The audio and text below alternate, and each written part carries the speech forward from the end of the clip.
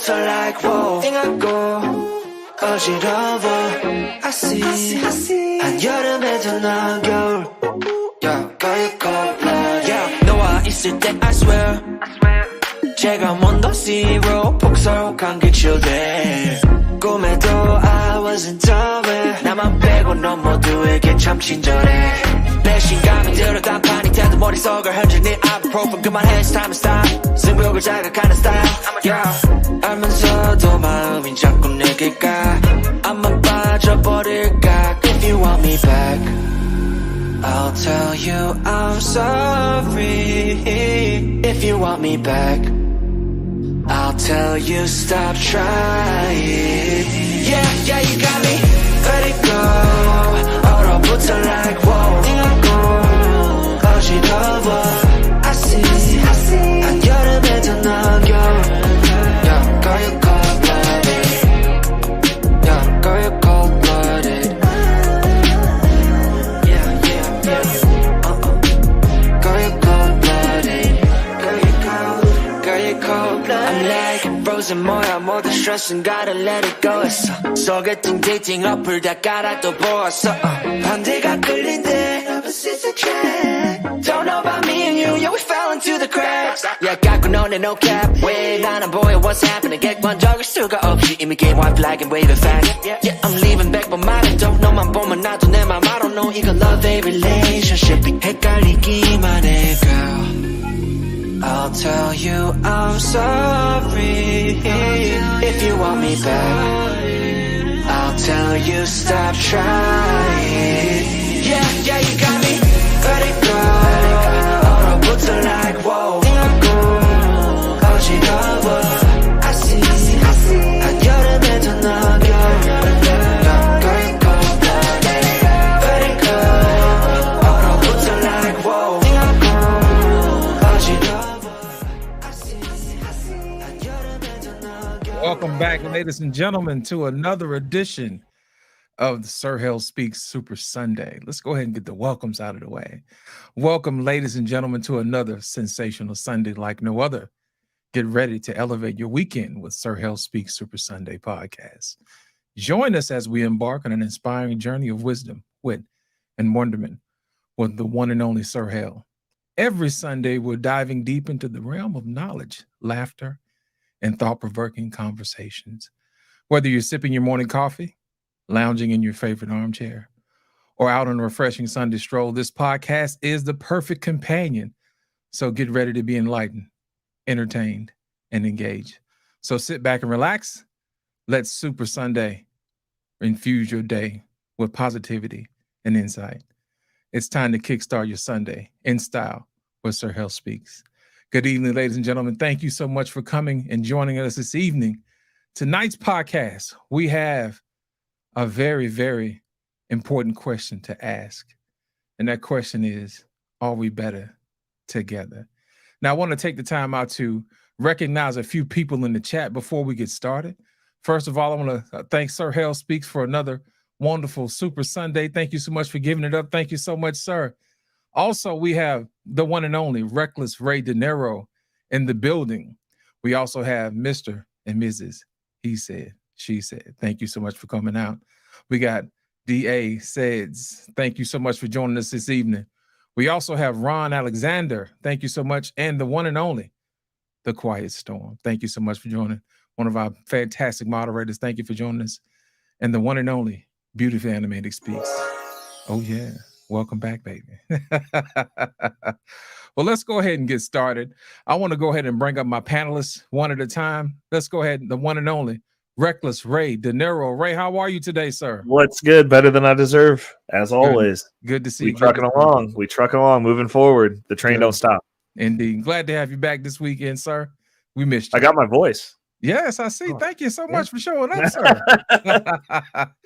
Now we have the one and the only, none other, Beautiful Animated Speaks.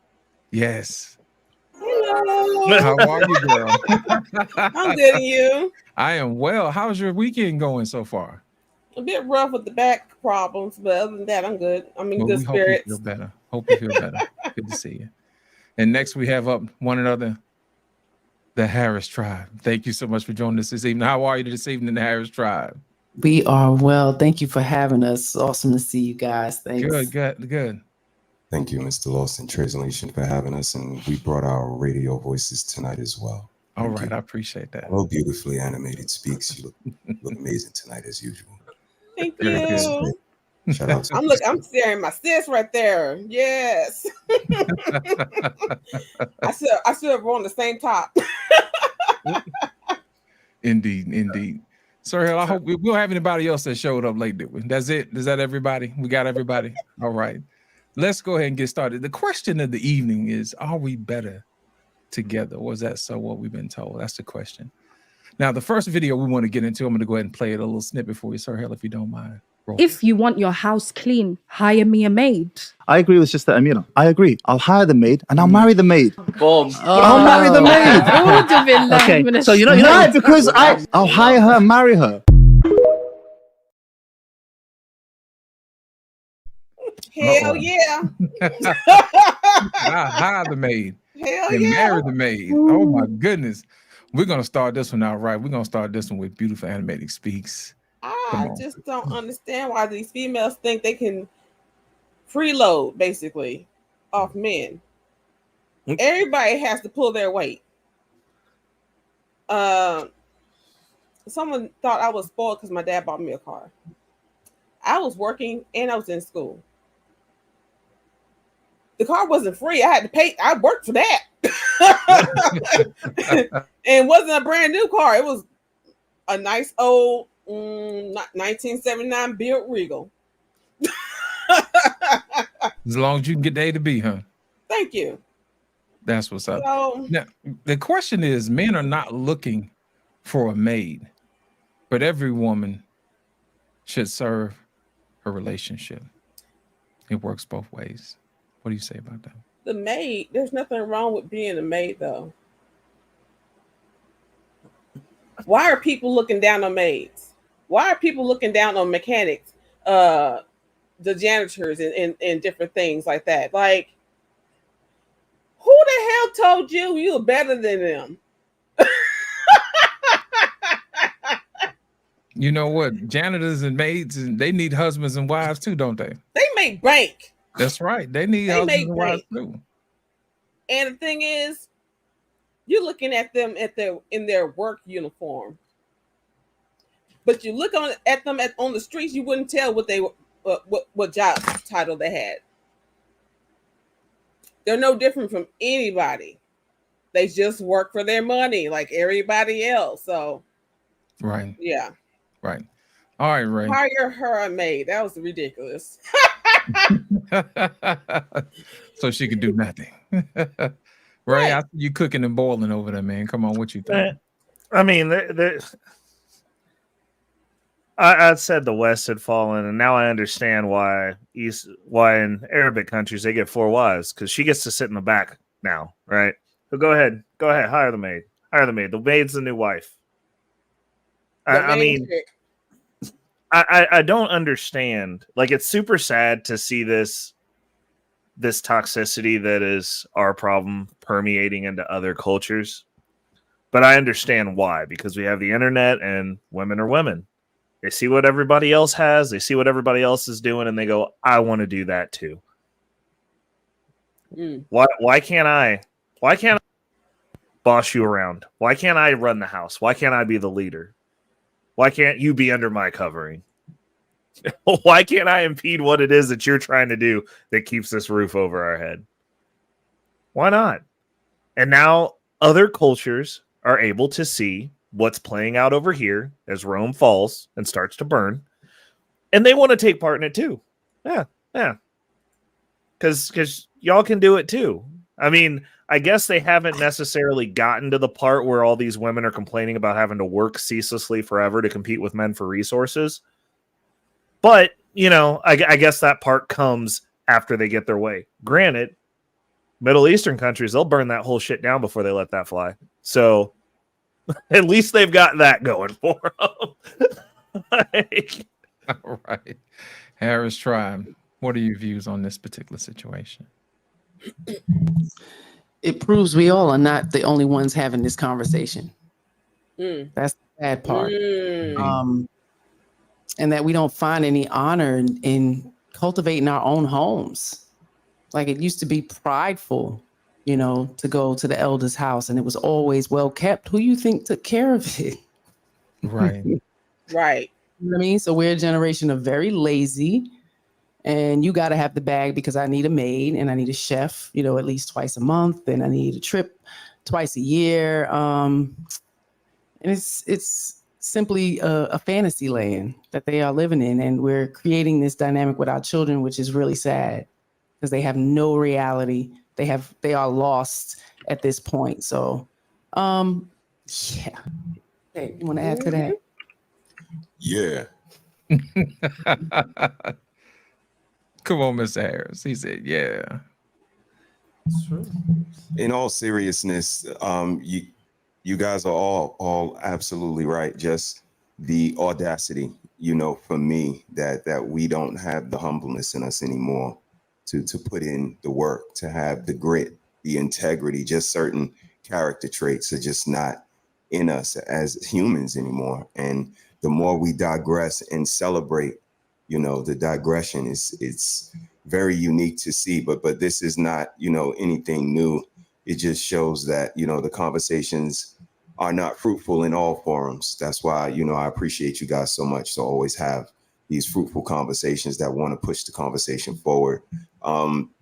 Just, you know, humble up, get out your own way is my suggestion. That we are better together, but we have to humble ourselves and see, like beautifully animated Speaks said, you know, you're no better than anybody else. And I think it starts there, that we all looking for love, possibly, quote unquote. And we have to humble ourselves and get out our own way in order to be able to find somebody to coexist with. That's my take. You know what? That woman who was quick to say, hire me a maid. I wouldn't want her to be the mother of my kids. If I was a guy, because that's that crap that she would teach her kids. Absolutely. You know, she's not humble. She's not real. Something wrong with her. You know what I thought about?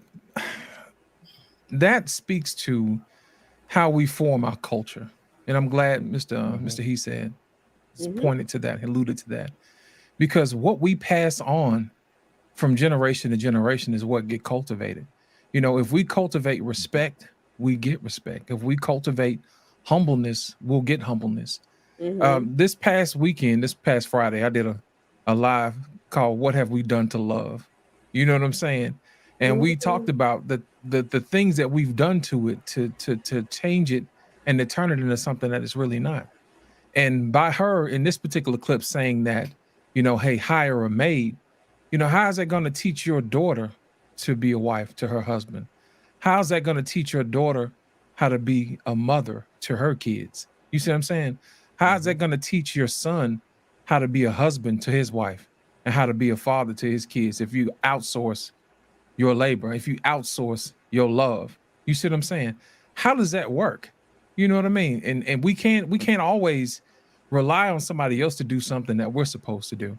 One of the things that I hear a lot of times in these YouTube streets when I hear women say they want to rest in their femininity, to me that's an oxymoron. You know what I mean? Do you think men rest in their masculinity? No, they do not.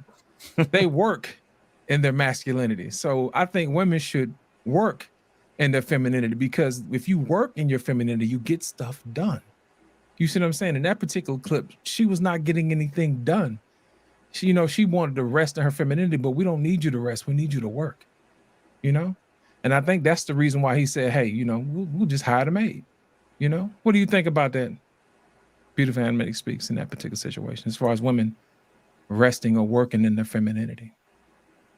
The thing is, it just hits differently when you're doing things for your spouse and your children.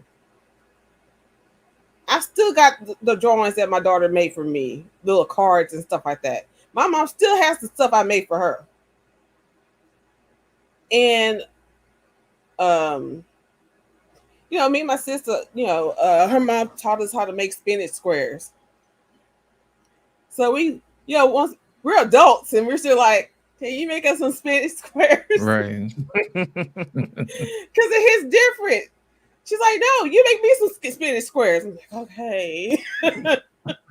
But it's just something different about you taking care of the house that your family, the home, because a home is different from a house.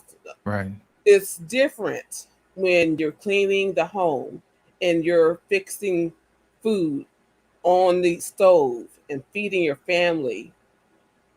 What they say, feeding families like feeding the soul. Right. Like right. People feel that. That adds to the connection that you have. So yeah, you absolutely right. You want your man to love the maid is what she was saying. That's what it sounds like. What people don't realize, man, is that when you sit down and you teach your kids how to cook, you're teaching them how to communicate with each other. You know what I mean? You're letting them know, hey, you can open up to me and we can have conversations. That is a skill that you're teaching them. You're not teaching them the art of cooking, because they can learn that on YouTube. What you're doing is you're teaching them the art of love and tenderness and listening and caring. And I think that's the secret sauce that we've been missing lately. What do you think, Harris Tribe?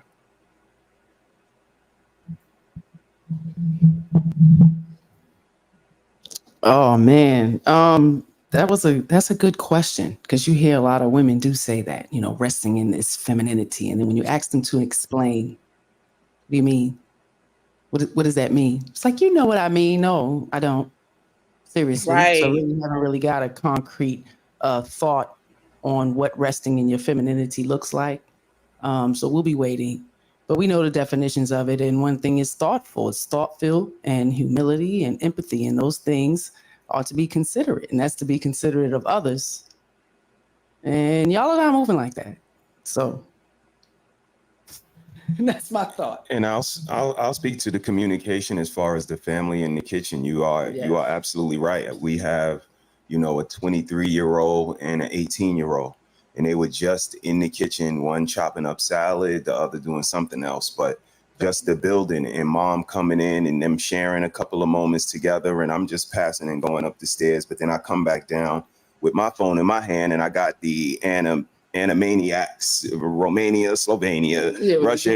Like they're going through all. And this is just bringing back the memories for them. Because again, it's that communication, that connection to let them know. Like, we've been there from day one. Like, look at this. Y'all old now. This is something that y'all came up looking at. And they're like, yeah, remember? You just can't forget stuff like that. And then that's the consciousness that me and the missus, we kind of put into these kids, because they are very astute to what's going on around them right now in 2023. And if it wasn't for this young lady putting it into them all the time, consciousness, like, look at what me and daddy do. This is where we live. This is why we live here. This is why you listen to us, because we have your best interests at heart. And all of the explanation that come with raising them, whether they liked it or not, is starting to just show. The proof is in the pudding right now with these young adults that we are rearing and we see walking around our house, very responsible and mature. So the proof is in the pudding. And like you said, that kitchen is where it all starts. It lets them know that we are here together in this, and it starts from day one, and you start to see the fruits of your labor, later on, but it's absolutely worth it. So definitely a great point. And let me add the fact that women, we're not handing over some responsibility and duties to these children. What is wrong with y'all? Great point. Be working at 4, 5, 6, 7 in your house. They should be gathering the trash, doing the recycling, cleaning the tub, scrubbing the toilet. Like, this is stuff that they need to start learning young. So you got a litter of kids in your house. You have maids. You have chefs. You have all of that. You got some hairdressers and everything. Like, train them up. It's your responsibility. If they're lazy, it's your fault. Yeah. Mm-hmm. If they don't know how to take care of themselves, it's your fault. You know what I'm saying? Like, I used to work in law enforcement, and I was in intake, and this girl that they brought in all drunk, she had to pee. and they didn't. That's a whole different story about how they do the inmates. But she peed on the floor. I was like, "You're gonna have to mop it up." She did not know how to mop. Really? She did not know how to mop. I mean, I can't even remember the age that I started sweeping and mopping in the house and stuff like that. You know, it's like when you see things, you have to see it to believe it. You know, Right. Right. like, she can't mop. It's unbelievable, but there you seen it. You know, Come on, Ray. I know So- you got something to say, man. I see it in your face. It's losers making more losers, man. Like it just is what it is. Like it is what it is. I mean, it's just worthless people are going to replicate. Like it's a true fact. You can't replicate what you're not. Like you can't be worthless and a loser and expect to generate winners. Like you're just going to make more worthless losers. And it really sucks that we are so bad as a society at picking as men the women we choose to go to bat and compete with resources for, that we expose our kids to being half losers. Like a lot of y'all got kids that are going to be half loser because you picked a loser because you decided you was going to pick up some appendages and you was going to put a baby in those sets of appendages. And now this baby's out here in the world and you only have so much interaction with it, if any interaction at all. And your kid's just going to be a loser. You're just going to, your genealogical pool, your next generation, your legacy is at best going to half suck. And y'all got to live with that. These are decisions y'all made. You chose to shoot that club up. Like you knew this shit sucked. Pew, pew, pew. Yeah. Y'all just out here acting like you in a gay bar in Florida with a MAGA hat on, bro, just shooting the club up. And y'all Come on. wait, Mrs. Harris, you give be ashamed of give me yourselves. da. Pew pew pew. Yeah, dude, just out here, just not What was that, caring. Harlem Nights. Yeah. And then you gotta explain why your kid sucks. Why your kid's weak. Like you got a soft kid that just ain't built like you was. Your kid can't do what you could do. And you got to make all these excuses in the world because, like, obviously, most people's parents ain't gonna be like, "Yeah, my baby suck." Like, but it's the truth. They're gonna be like, It's the "Not my truth. baby, not Bro, my it's the baby." truth. And you know what's messed up is this goes on until they become like an adult, right? They get to be about 28, somewhere between 28 and 35. And then you got to sit there and talk to people that know this little motherfucker. And you know he sucks, right? And then they ask you how he's doing. And you know he's living in your house. And you know it's because he can't live nowhere else. Because between the ages of 28 and 35, this little idiot hasn't gotten it together because he sucks. And you made him that way. And that's just your legacy. And it's like, fortunately for most of these people, they got more than one kid. So like they can at least be like, well, I got this one over here, the solid. But this other little knucklehead, yeah, I'll let a loser shoot the club up. Or I shot the club of a loser up. One or the other, one of the two happened. Dude. Don't put your glasses back on because you know what it Come on, is. Stephen A. These are real situations that some of y'all are living with right now. You've created cancer for this community, you've created cancer for this country, and you've created cancer for this society, and you got to own that. That's your fault. That makes you part of the cancer. Like it is what it is. Yeah, don't run away. Don't run away from it. Don't look away from the computer. Hilarious. I mean, hey, it is what it is. Y'all making losers, and you should stop it. Like, pray to God I'm never in charge of this, bro. Pray, because there would be a lot of walls and napalm involved in fixing this. Like, Because some of y'all just can't be around. You can't be around. You're too cancerous. We gotta send you over to Rikers Island. Maybe give you we could send you to Australia. They used to send criminals to Australia. We could send them to Australia. We send them somewhere else. That's humane. Or the sun, whatever. They got to be up out of here. They're gonna send them back, I'm telling you. Damn, to the sun. Yeah. Right to the sun. Right to the sun. Hell. There's a life insurance commercial. And these parents they're sitting on the porch of the backyard porch watching their kids play. They go one by one. Oh, yeah, that one can take care of us. And the child does something stupid. He's like, yeah. Oh, let's move on to the next one. And then that one does something stupid.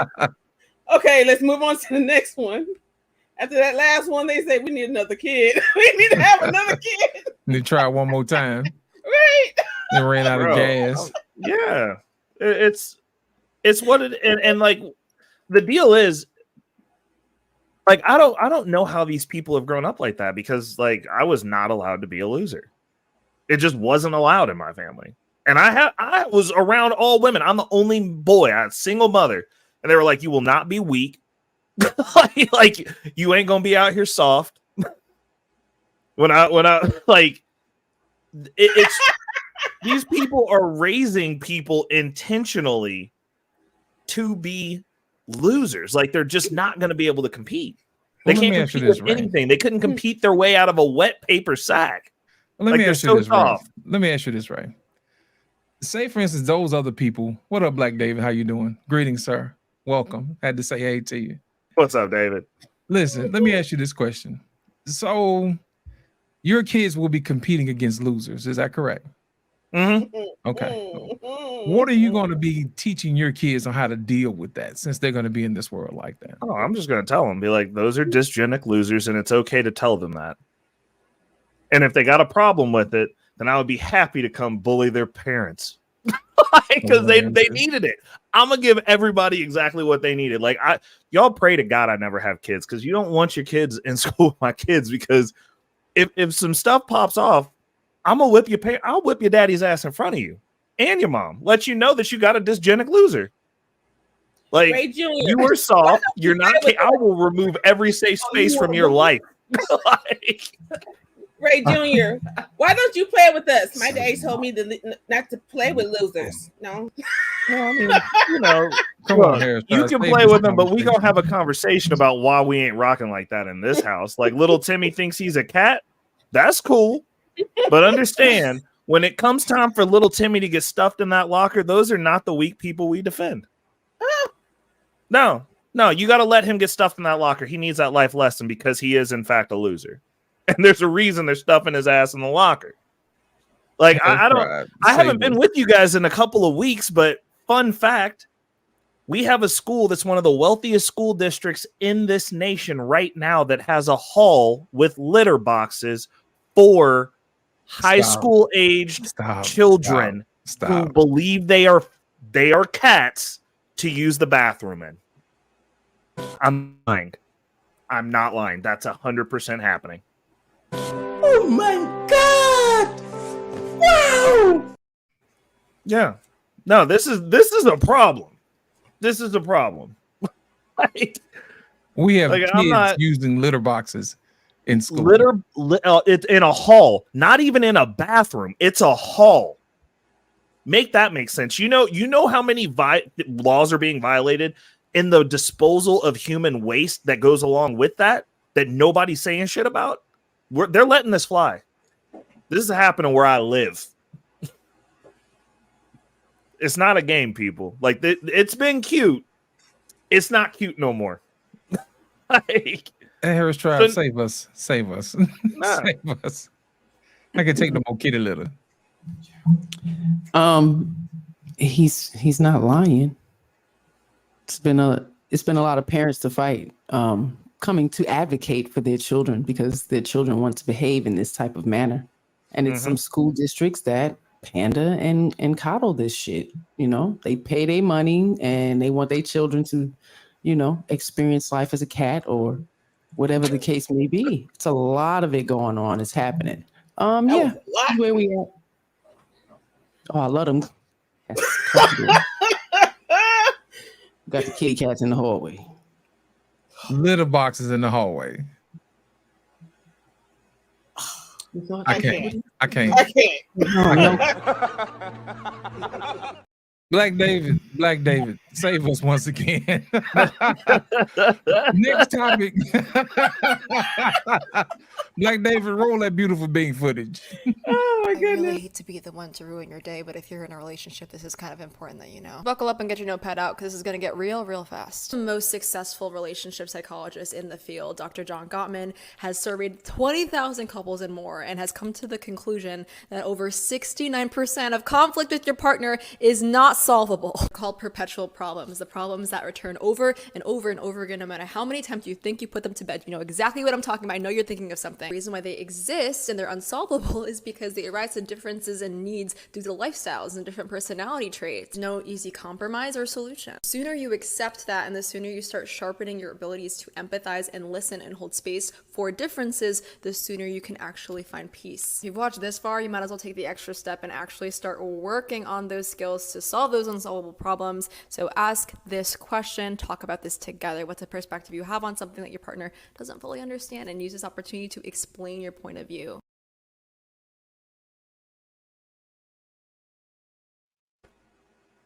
We're going to start with the hair strap this time. The question on the floor is, all relationships require compromise, and some problems never get fixed. What are your viewpoints on that? You said it. Sounds pretty clear to me. All relationships are going to have all of that and then some. And I think it really shows the character of both people on how you work through those things, whatever it is, because you don't know what the obstacles may be. We live in fantasy land. You plan on this brilliant, excellent, perfect baby, and that doesn't happen. How do we deal with that conflict in so many different ways? Just conceiving, and child doesn't come out what you expected. Like, it's a lot. So it absolutely has a lot to do with compromise, and to gain better understanding. What do you think, sir? What do you want to add? Absolutely. All relationships require compromise. Absolutely.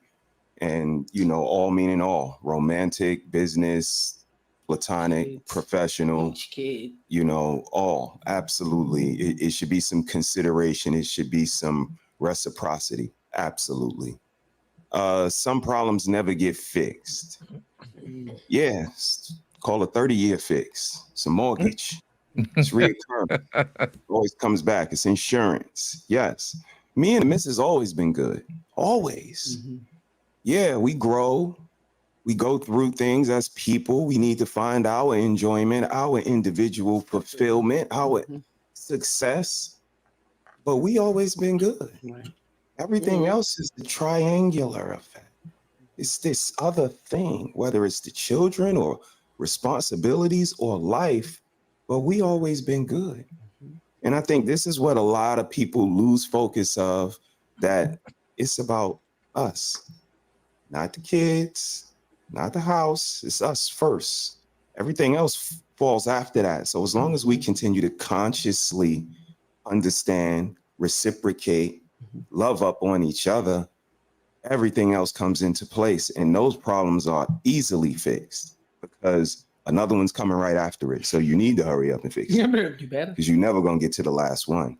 And that's, again, what this young lady taught me, that every problem we fix is going to be another one. So let's just keep getting through this together and understanding that it is compromise. We are bending, we are molding and moving and changing. And this is a living organism, this relationship.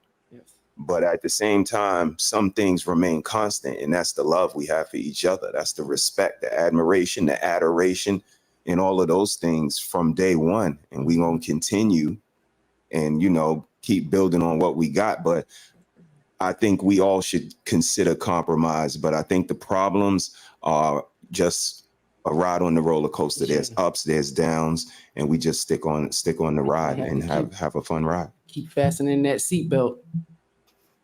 Let me ask you a question. How do you teach people to remain aware of your partner's needs because a lot of times we get in relationships, we always want to get something out of it, but we're not aware that our partner also needs something as well. How do you guys remain aware in situations like that? The ladies, I gotta beat it in their head. I'm not even gonna lie. The women who are in relationships who claim this is the person, this is my person, I kind of gotta beat it in their head. Sounds like a you thing. Oh my God. Mm-hmm. So that conversation has to be had, and that self-reflection needs to happen, and they need to accept accountability of their part in the relationship, because I constantly hear, he makes me feel like he is really? We got to grow up, and that's a problem. So until women can look in the mirror and accept some accountability on their part, because at some part, there's a breakdown, and it doesn't start with him. Everything is not them. So, you know, getting there, when they get through that, it tends to start to work out. I'm not even gonna lie. So, you know, you chose them. They must have been the one at some point. You just got to stay on track. We expect our men to just give, and, you know, acquiesce to us, and we don't have to do no work. And that's unfair. It's very selfish. So, Mr. Harris? Just a consciousness, a sophistication, a level of sophistication that I try to keep up for myself. So it's required in my love interest. In my romantic interest, you have to be very layered, very sophisticated, very willing and able to adapt and change and grow. And, you know, that's how I stay conscious of wanting to, needing to, and going to continue to love up on this girl every day, because she deserves it. Again, she walked up to me. Out of all the men in the world, she walked up to me and made a choice. So the only thing I can do is prove to her that she's a good picker. So that's, you know, that's what I do. And that's work. That's what's up. Thank you. Thank you. No problem. Thank you. Ray, coming back to you on this one, and then Beautiful Animated Speaks. I agree. I think that, like I said, like the Harris has got that blueprint. You know, you got to listen to people that have been through it. The one thing that I will say is the times are a little bit different. And I think when it comes to the work, it's based on, like, it's one thing to tell, especially the way that we tell men, because men, we're workers, we're problem solvers. So a lot more of the onus goes on us, because I never look at a relationship separating. I never look at a family that has failed out of the system. I don't look at a homeless family and look and go, it's that chick's fault that they're out there. It's always the man's fault. I'm like, how the hell is this chick out here with this dum-dum? She picked a bad leader, and now they all losing together, and she decided to go down and play the violin on the Titanic as it was sinking into the ocean. Makes no sense to me. But there are women that are that loyal, and it's crazy as it is. Like, some people will ride that ship to the bottom of the ocean with you, which puts a lot more pressure on you as a man. When we look at the work that is expected of us now, I put it into two buckets, because I don't necessarily think that you should subject yourself as a man, especially if you're a man who is working, a man who is trying to work his way up the social hierarchy, man who's playing the game. We all know what the game is. We all know how the points are measured in that game and what's required to get points on the board. There are certain things that you should not have to work on beyond a certain point. Like, if they're just not rectified, and those are things that are going to keep you from accomplishing your goals, because technically speaking, in my opinion, as a man, you should be bringing a woman into your existence, not going into hers. So if you're keeping me off my path, or you're providing any type of hindrance, or I go, well, I could be with you, but I got to stop. I got to stop and get off the elevator here, and this isn't the floor I want to be on, then no, those are not problems that you should work through and solve. It's either you're on the boat and you're going where I'm going, or you can get on the dinghy and go where you're going. Like, you take your own boat. Like, if you're not getting the leadership you want around here, if you're not getting the covering you want around here, by all means, please remove yourself from my way. Get out of the way. Now, if it's small annoyance things, like, oh, he didn't put the socks up, or she leaves the milk carton out, like, just put the milk carton up and shut up and keep it moving. Like, those are things that you can work on. Obviously, there's going to be some adjustments when you're bringing two lives together. But if you are clear, as a man should be, and resolute in where you're trying to go and what your plan is, and you bring somebody into your life and they do not, and they're actively sabotaging your mission to get to where you're trying to go, get them up out of there. You don't fix that. You cut bait.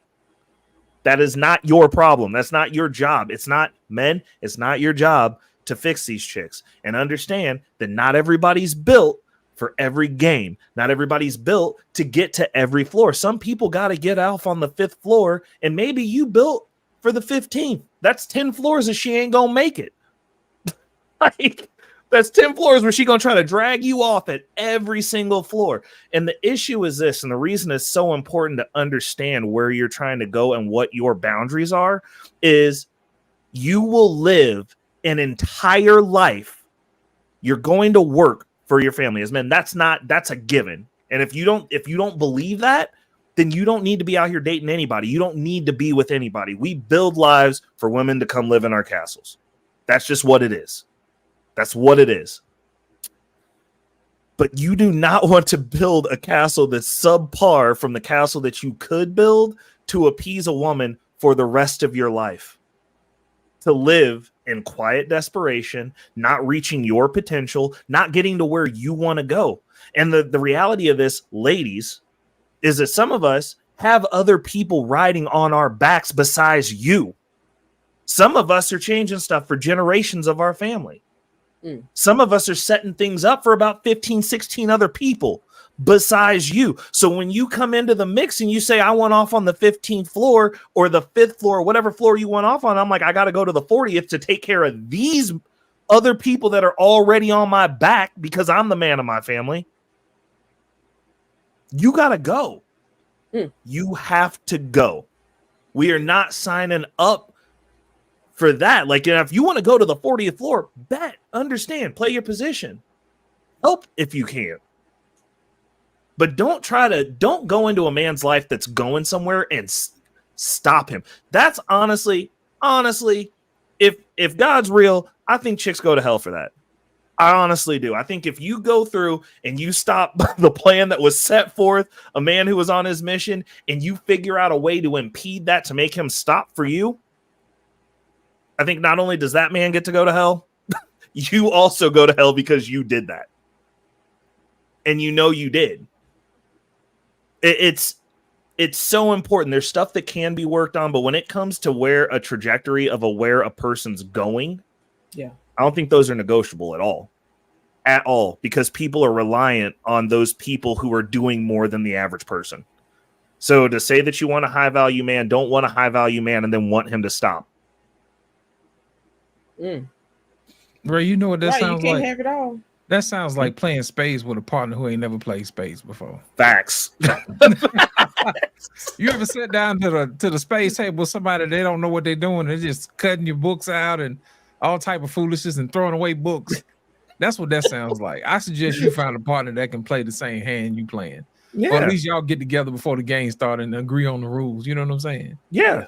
Beautiful Animated Speaks. What do you think on this particular situation? All relationships require compromise and some problems never get fixed. What are your views? I think couples like the Harris tribe are very rare. And therefore, most people have a non-ending argument. I think most of these people who are having these non-ending arguments are having them because the arguments are based on bullshit. People are petty. I mean, they will say, I'm petty all the time.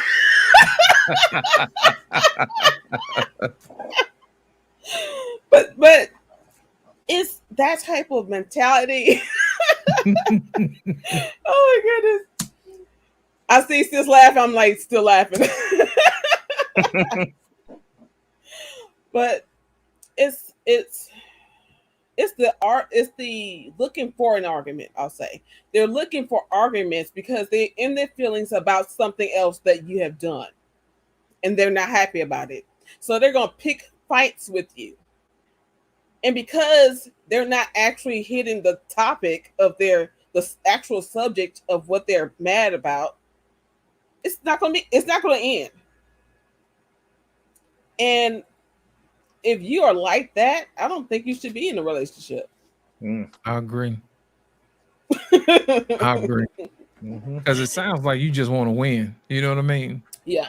And if you're going to win, you need to, you playing against me and not with me. Yeah. Right? We're not on the same team. That's what that sounds like. And I had to say that I appreciate Mrs. Harris for saying earlier about asking people about their definitions of different words, because yes, we have the definition, but everybody has their own perspective of things. So we can't really have a good conversation if your definition of a word doesn't match my definition. Like we have to find out so we can work together. But petty people are just not made for relationships. They're not. Here's the thing. In order for you to have a good relationship, you got to at least put a good faith effort in there. You know what I mean? If you got somebody that's dead set on being silly and not fixing the problem and always want to just say, gotcha. That's I mean, that can't go nowhere. You can't build nothing with nobody like that. That's a joker. Yeah. And you need a king or a queen. Ain't that right, Mr. Harris? Yeah, absolutely. Again, just back to what I was talking about being humble. I'm just thinking about the last wedding that we went to. One of the things that the pastor said is that a marriage has the memory of a goldfish. If you're going to harp on something, if you're going to continue to, cry because of the socks or the trash or the pad still in the toilet, because we got to bring up, examples of the ladies, because they think that they are mistake free. Within the day to day, it's always the man leave his socks on the floor and he just takes his clothes off. Like they don't leave their pad and some poo and some other stuff in the toilet. And when you lift the toilet up to pee, it's like, whoa, where all this come from, girl? Did you forget to? I do not. I clean up all my shit.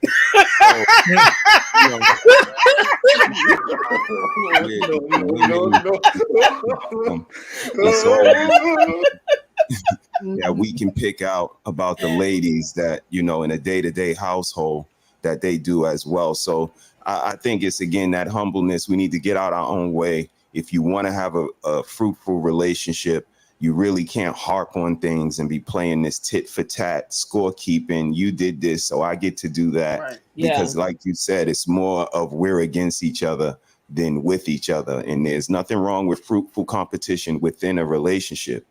But when it's tit for tat, when it's sibling rivalry, that's completely something different. Yeah, absolutely. Sir Hill, Black David, what you got next for the next topic? Y'all finished with this one? Anybody want to add anything else before we move on to the next topic? Nothing? All right, let's go.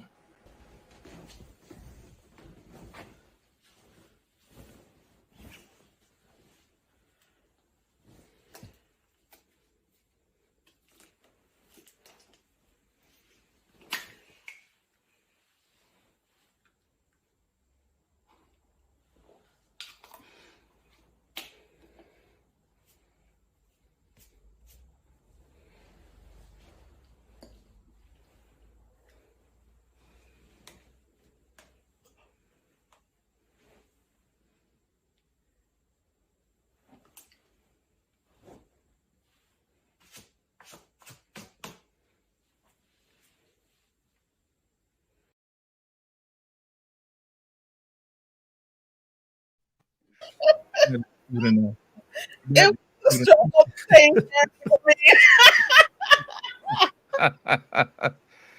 That is cute enough. Come on, Harris Tribe. We're gonna let y'all lead with this one. It said the third question is: you could be mad at your significant other and still care. Is that true? It's true. I would say it's true. Absolutely. Yeah. I've never been that vindictive. I don't care. We never had crazy arguments, but I've never been vindictive like that. You know, my care doesn't end because I'm upset because we disagree. Mhm. Yeah. Likewise. That petty can get Yeah. crazy though. Nah, but I like that.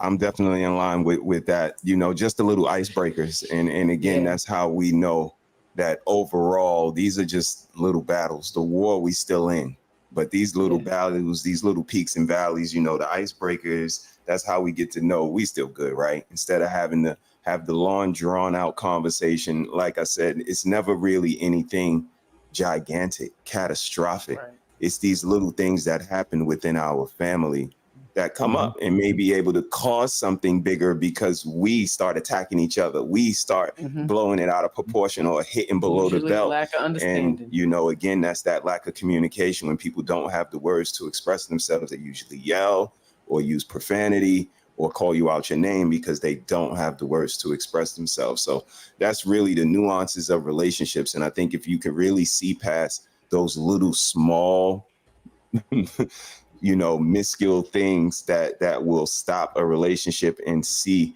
the light at the end of the tunnel. That is 25 years, that is 30 years, but all of that started from day one for those people. And they got through those tough times in order to get to those later days. But a lot of people just see those later days and think that, you know, it's wrapped in a bunch of lies and a bunch of deceit and holding somebody's head in the toilet for 25 years, which is just inconclusive in itself. But this is what they think. So, you know, I think just the humbleness, get out your own way, be willing to love somebody, and maybe you can, you know, have a fruitful relationship. But it all starts with significant care for that other. And you can be upset, but again, you're not upset with them as a person. You're not pulling the covers or going to sleep on the couch. None of that. We're not doing none of that. Nah. Right? I mean, you know, and that petty, we know it. You know, you grow up in school with it. So when you get into a relationship, you're going to resort to it. Like you yearn for it. It's like, no, man. All right, now tag. I'm about to get you back. Right. We're not children. Grow the hell up. It's unnecessary in a relationship. You know? So when we start behaving like children, it shows. The name calling in a relationship like this is the person you putting the dipping in your mouth. Wait, bitch ass bum. You know, like it gets crazy and some now I've never understood that. And that's something we said, you know, that don't resort to that. Start to call each other names and carry on like infants. Just know you're behaving like a child. That's all. Maybe you'll reflect it. Check yourself. Absolutely. Beautiful Animated Speaks. What you got on this one? Let's see. First of all, I would definitely want my relationship to have that kind of kind of silly. You know what I'm saying? Yeah. But okay, so for me, there's a difference between having being on different pages of things and having a debate. But I do not believe in having a fight in relationships. And I don't believe in being disrespectful. So there is no name calling. There, you know, I curse, but there's no cursing in a debate. We're not going to do that. Right. It's just, you know, debates are handled maturely. You can say professionally, but it takes a certain type of person. And like Mrs. She says that, you know, you can't be immature. That's the problem. That is the major problem with these relationships and why you're getting all the disrespect, because these childlike minds think it's okay. Because no one got on their ass when they were younger. No one broke this out of them. I guarantee you, they think it's fine to be disrespectful because so many people have allowed it. I did a cleanup, spring cleaning of friends, associates. Right. You know, if you are moving in a way that I don't agree with, I don't deal with you.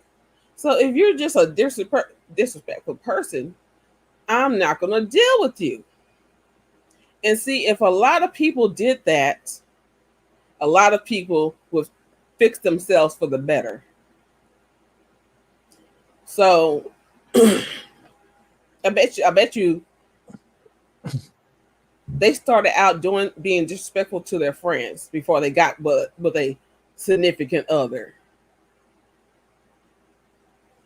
No, I don't care what relationship you're in, family member, friends, associates, significant other. Everybody deserves respect. If you can't do it, no one should be dealing with you. If you can't pull off being respectful at all times, bye-bye. I like what they did in the video. Even though they were mad at each other, so to speak, they were still taking care of each other. I thought that was cute enough. You should though. Like, I cannot see myself being with a person for long who is mad at me, and so decides that while they're mad at me, they're gonna treat me a certain kind of way. No, that's a good way to have me run into bye-bye. You walking on eggshells and whatnot, you know? Right? No, I'm not, and I've never believed in that whole you're sleeping on the couch. That has never been amusing. You know, they have in the TV shows, and mainly the TV shows, right? And it's like you're sleeping on the couch and you hear the applause. It's not funny. You know what I'm saying? Like, that's just disrespectful. And it's these TV shows that add to it that make disrespect seem funny. They normalize it. That's basically what they're doing by promoting it. Thank you. They normalize it. Yeah.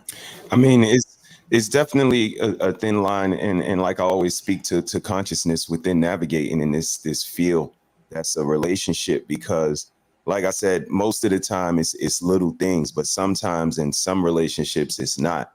And just, you know, the icebreakers might not cut it to get over what we got going on. So sometimes people may avoid those conversations and having those sit downs where we really address the problem by pushing it away and just, you know, nuancing the conversation with the icebreakers until we get back to quote unquote normal and the real problem never gets addressed. So it's definitely a sophistication that you have to navigate in this world that we in, and in relationships, that some things are icebreaker worthy. Some things are just to let you know I still care about you and we may not be seeing eye to eye. But other things are, we need to have a discussion about this, and we need to be able to differentiate as a couple and know what things need to be addressed and talked about immediately and what things can be ice breaks, so to speak. You know what I noticed? First, I'm gonna welcome Sean to the show. Welcome, Sean. What's good, Sean? Welcome. How are you Salute today, to you sir? all. I was Good. a little Good to have thrown you. off with that. They was, you know, both in the camera. I was like, wow, that's an interesting dynamic. I thought it was two separate. One of the things I noticed that the person who doesn't want to discuss something is the person who doesn't want to be held accountable. You ever seen that? He's like, I don't want to talk about it. I don't want to talk about it. Generally, that's the person who doesn't want to be held accountable. So that's one of the things I noticed. Ray, what do you have on this particular situation? Can you still be mad at your significant other and still take care of them at the same time? So, me personally, no. And I'll just be straight up. Like, if you get me to the point where I'm mad, like I get rid of people before I'm mad at them, because like mad to me is serious. Like, for me personally, the way that my brain works, like if I'm mad at you, I don't want you to exist anymore. So like, there's no woman on this planet that I'm legitimately mad at.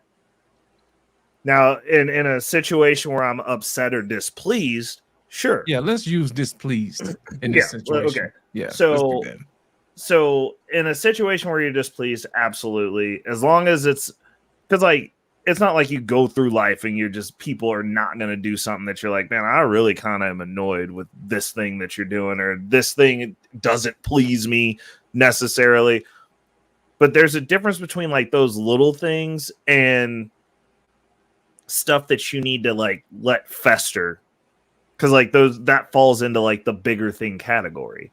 And I'm like, if it's a big thing and you're violating a boundary, then you just gotta go. Like this is a very like for me, that's a very basic, simple decision. I'm like, you got to get up out of here then. Like, that's fine. Mm-hmm. Like, I'll remove myself from those situations before I allow it to get to a point to where I don't like having to say bad stuff about people that I've dated.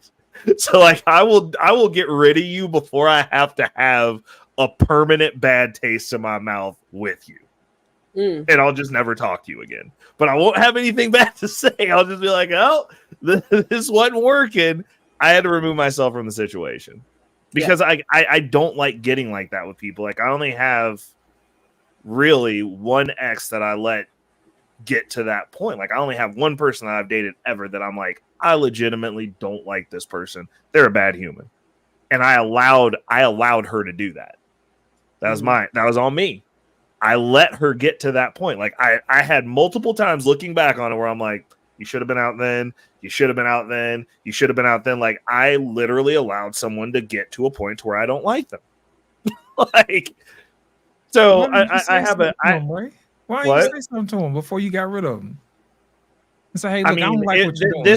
That specific situation, that relationship was a just get rid of. She just wasn't a good person. She wasn't a good fit. Like, that was when I tell people, go find you want to get with the club baddie, go get you one, and you'll find out exactly what that life is like. That was that one. Like, it was somebody who'd never been held accountable for shit. She was really good looking. Her feet never touched the ground, no matter how crappy of a person she was. And it was just, that's the way she lived her life. She was like, I'm going to do what I want to do. I was like, word, cool. But like, I kept like trying to go through the rigmarole because that's the thing. It's like women will take you around the block multiple times because like they feed off of that like back and forth. Like, oh, you're almost done. Like, let's work on it. Let's fix it. Ha, gotcha, dumbass. We're not fixing anything. Matter of fact, we're gonna do this again. Like, I'm up. They're gonna up the ante. So like, it's something that's allowed. And like, once you realize and identify a legitimate pattern, and you get to that point where you go, this isn't gonna get better. This is just what it is. So at that point, as a man, you got to go, can I accept this indefinitely? And I'm not talking about for another year. I'm not talking about so you can hit it a few more times. I'm talking about indefinitely, because it's not, at the end of the day, people for real don't change. I hate to ruin everybody's perspective on this, but people do not change.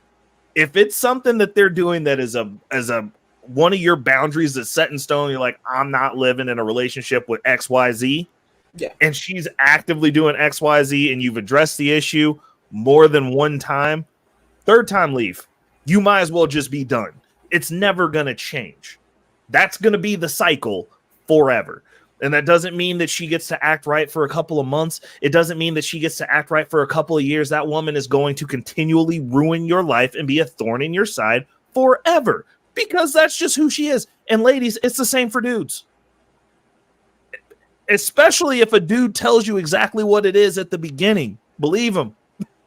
We're not changing. Like, if you come in and you like, hey, what you see is what you get, and you don't like what you see, that's what you gonna get. That's all it is. People do not change. I don't think change is the issue, though. The problem is people think people can change for them. Right. That's interesting. For the wrong reason. You know what I'm saying? So that's the wrong reason. I push back on that. People are not projects. like however they were and whatever set them up to get them to wherever you find them at. Yeah. Sean, they got more time with that trauma, with them issues, than they've ever. They're probably gonna have with you. Yeah, well, right. You know what? You're making great points. I just can't really embrace the whole people can't change thing, because I've changed and I've matured in a lot of different ways. So I can't sit there and accept that nobody can. But that's your life. So if somebody came in and saw the snapshot of you now, you did that of your own volition, right? But the point isn't how it was done. The point is, you said it can't be done, and that's what I'm pushing back on. It can be done. If it So- couldn't be done, then I would not have changed. I would be the same person I was all my life, and I'm not. So I think people at their genuine nexus. So I give myself as an example. There's a lot of stuff that I don't do now that you could say I've changed, right? That I don't do now that I used to in my younger days. There are a lot of habits that I have teamed up now, like, you know, like one of those things, like where when you get mad at somebody, you don't just stab them. Changed. Does that mean that I'm not that person? Absolutely not. Because if you make me mad, that's reckless. exactly who Allegedly. you get. No, it can't be reckless right now. No, I'm Allegedly. just telling you the truth. Like people do not change. I learned how to behave in society. There's a difference between behaving in society and going, hey, I know that these things are not allowed, right? There's consequences. But should a consequence need to be had, the consequence is there. It never goes away. Like, I mean, but you're right. The point that's that you're what I'm making, saying. I'm like, but what I'm saying is you're making a point. That's like we all have animalistic nature. That's why a lot of people say, "Oh, that's your nature." That's what separates us from animals. Is that we have the ability to hone in and balance or respect the boundaries of your nature. Right. The discipline, so to speak, of not just acting out on nature. So yeah, it can be there, but that doesn't mean like you could want to screw every woman you see that's attractive to you. That don't mean you're going to pursue and or think attempt to do so. But I will say that, like, if you are a cheater, you are a cheater. I mean, if you're having to fight the urge to do that, like if you've gone through your whole life and everyone you've dated, you've cheated on, like, you just a cheater, bro. Like, it's just what it is. I hear that, but then you're saying that, and this is the cynical part. So my question would be this: it's the Yes. same thing that we do with addicts and mental health. You are an addict forever. You never stop being an addict. You fight the addiction, but you're an addict. Well, guess what? You are never not that. You are never not an addict. Well, you are no, always that's an not addict. true. You go, That's I not am not true, going to. Ray. I'm not going to give That's in to not the true. impulse. That's not but under true, Ray. the underpinnings of what it is, that's you. No, that's not always true though, because before 100% is always true. Like, No, and because from a you mental will- health perspective, yes, it is. Listen to what I'm saying. No, Come it's on, not. Sean. No, Come on, it's not. Sean. You know why? Because prior to you getting that addiction, you didn't even have the urge to taste whatever you were addicted to. So you can't just say that because you got overwhelmed with the urges to indulge in said addictiveness that it was always there, because So- it wasn't at some point. So I've got your clarification, Sean, because you're wrong. Okay, go on. If you go to a CrossFit gym, you'll find a lot of people who used to be addicts. Being an addict doesn't mean that you just do that one thing. It's in your genetics. That's how your brain's wired, which means that you'll compulsively do anything. You can be addicted to going to the gym. You'll compulsively do that. You can be addicted to going to work. You'll compulsively do that. It's not just whatever you found yourself that was not socially acceptable. There's a lot of people that are addicts that just never found drugs, which are not socially acceptable. You can be a gym rat. A lot of those people, when they go into recovery, a lot of them, people who compulsively chew gum. Addicts will switch that addiction to something that's socially acceptable. They're still an addict, which Well, is then why, from a psychological perspective, we say they're always addicts. The 12-step program, you're never I not understand not that. an addict. I You're understand fighting that. the I have- compulsion, I but your have brain several- is compulsively wired. Right. It's the same reason when people are quitting smoking, you'll see them with suckers in their mouths. It's an oral fixation. As long as they got something in there, they might not smoke, but there's something there. They're Well, still I'm not compulsively doing disputing- something, I'm not which is an disputing addiction that. by definition. Come on, Okay, Sean. I'm not disputing what you're saying. Okay. And psychologically we can argue it all day, because that It's not an is- argument. I know, to you, I get it, but To the that field. doesn't mean That's fine. But the field can be wrong. Really? Yes. Okay, the so like, field can be where's wrong, the yes. counter data? Like, we're talking Well, science. that's the whole I thing. agree with you. That's Things can be wait, wrong, wait. but where's the data? That's when you're proven wrong, and it happens often. People were and data and fields were proven Mm-hmm. wrong. So the point that you say never is all that I was pushing back on, and always is all that I was pushing back on. So I'm saying that at some point, you're right as far as that addictive nature. If that's the case, then everybody born is addictive to something, because everybody has the capability of what you just described. Well, no, Sean, I'll give you another life example. Me personally, I do not have an addictive personality. I'm not an addict. I don't make a good addict. Case in point, I used to binge drink when I was in high school. So like I've been involved in bars and stuff since I was 15. Drank a lot. When I went to public school, I do not drink by myself. When I went back to public school from private school where I was binge drinking literally every weekend, 4 years. Went back to public school, had no one to drink with. Went and sat through withdrawal in class every day. Never touched it. Went through the pain and was like, I'm just not, like, there's no one to drink with. I'm just not going to feel good. That's the difference. Like I didn't replace it with something. Like, no, you are an addict. You just was strong and disciplined enough to get through it. You wouldn't have, if you wasn't an addict, you wouldn't have withdrawals. You having withdrawals. No, chemical withdrawals from drinking and then not drinking, the changes in your body, you would have withdrawals regardless because you were taking a poison that was in there and then not giving it what it needed when you were flooding your system with it. So you have withdrawals. So you also have addictions because you was flooding your system with it. What part don't you get about that? No, that's just what if I'm with people. You flooded and you flooded you wasn't disciplined enough to not. Until you chose to have that discipline, which all addicts, when they choose and get out of it, they are exercising discipline. I still drink now, Sean. I'm not. But what I'm saying is, you're the constant. You're skipping over the constant. The constant was, when does this person drink? So like when you binge drink, there's normally something that goes on. It's like, oh, it's the weekend, I'm gonna drink. Mm-hmm. For me, it was related. The constant for me was this group of friends that I was with, the environment that I was around. Everybody drank, so I drank a lot. I drank as much as everybody else, and then it became an escalation deal where it became very not healthy. But like that's what we did. Right. As soon as you remove the constant, and I was around different people, because the group that I was around in public school was doing drugs, and I don't do drugs. Right. I did not do drugs. Right. Let me ask you a question. I'll go to the party and kick it. Right. But I'm not going to do drugs. Right. Let me ask you a question. Are you familiar with the term neuroplasticity? Yes. All right. So you know that people can change. They can rewire their minds, right? To a certain extent, yes. Yes, they can. So to a certain extent.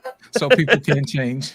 To a certain extent, yes, but the nucleus and the core of what you are is still there. Let me explain something to you. You can run that game on other folks, but you're not gonna run that on me. I studied this like for real. And to lost in translation point, yeah. That's what I was making.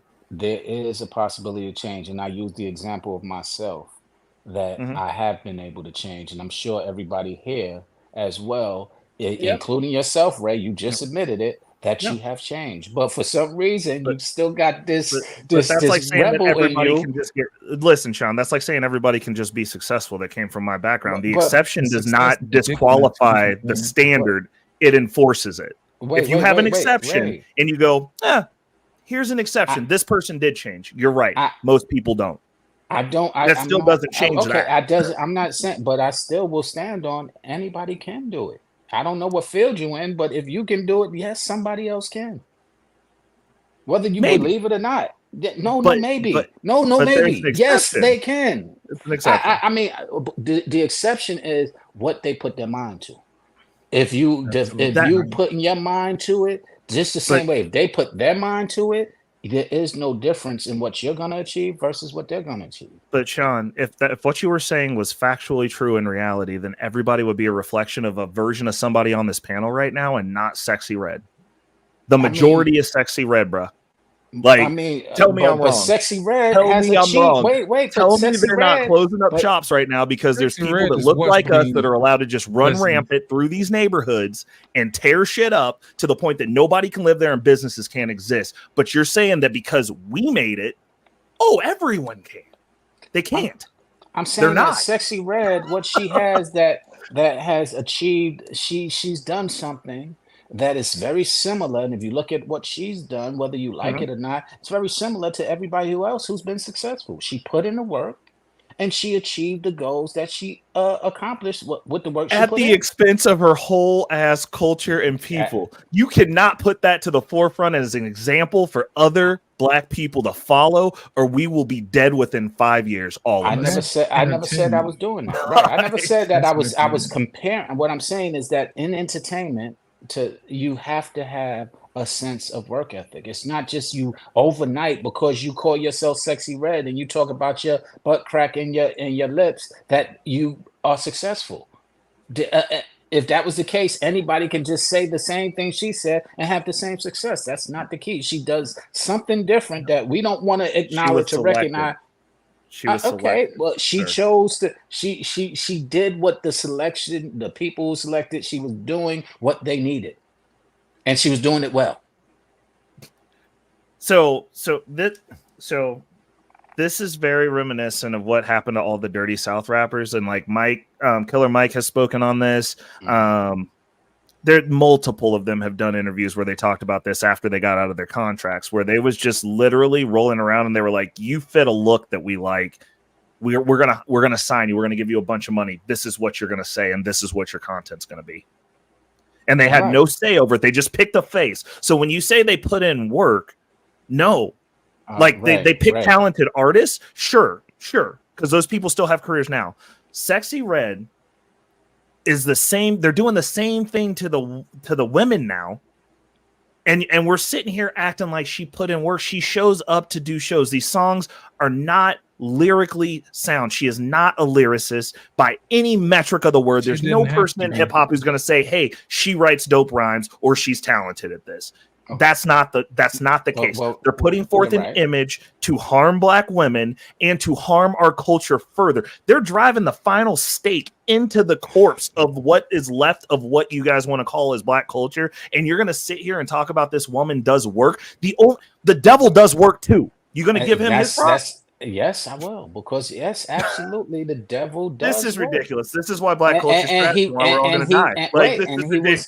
The devil was the best angel in the entire Bible, according to what Scripture says. He was actually and that doesn't just happen overnight. Right. So I'm not advocating that that's what you should do. But I'm just saying, I'm an entertainer, Ray. It's not as easy as you're saying. It's not as easy to conform just because they ask you to conform. There's a lot of people who they ask to conform and cannot live up to the measure of what's necessary. That's worse. That's actually worse.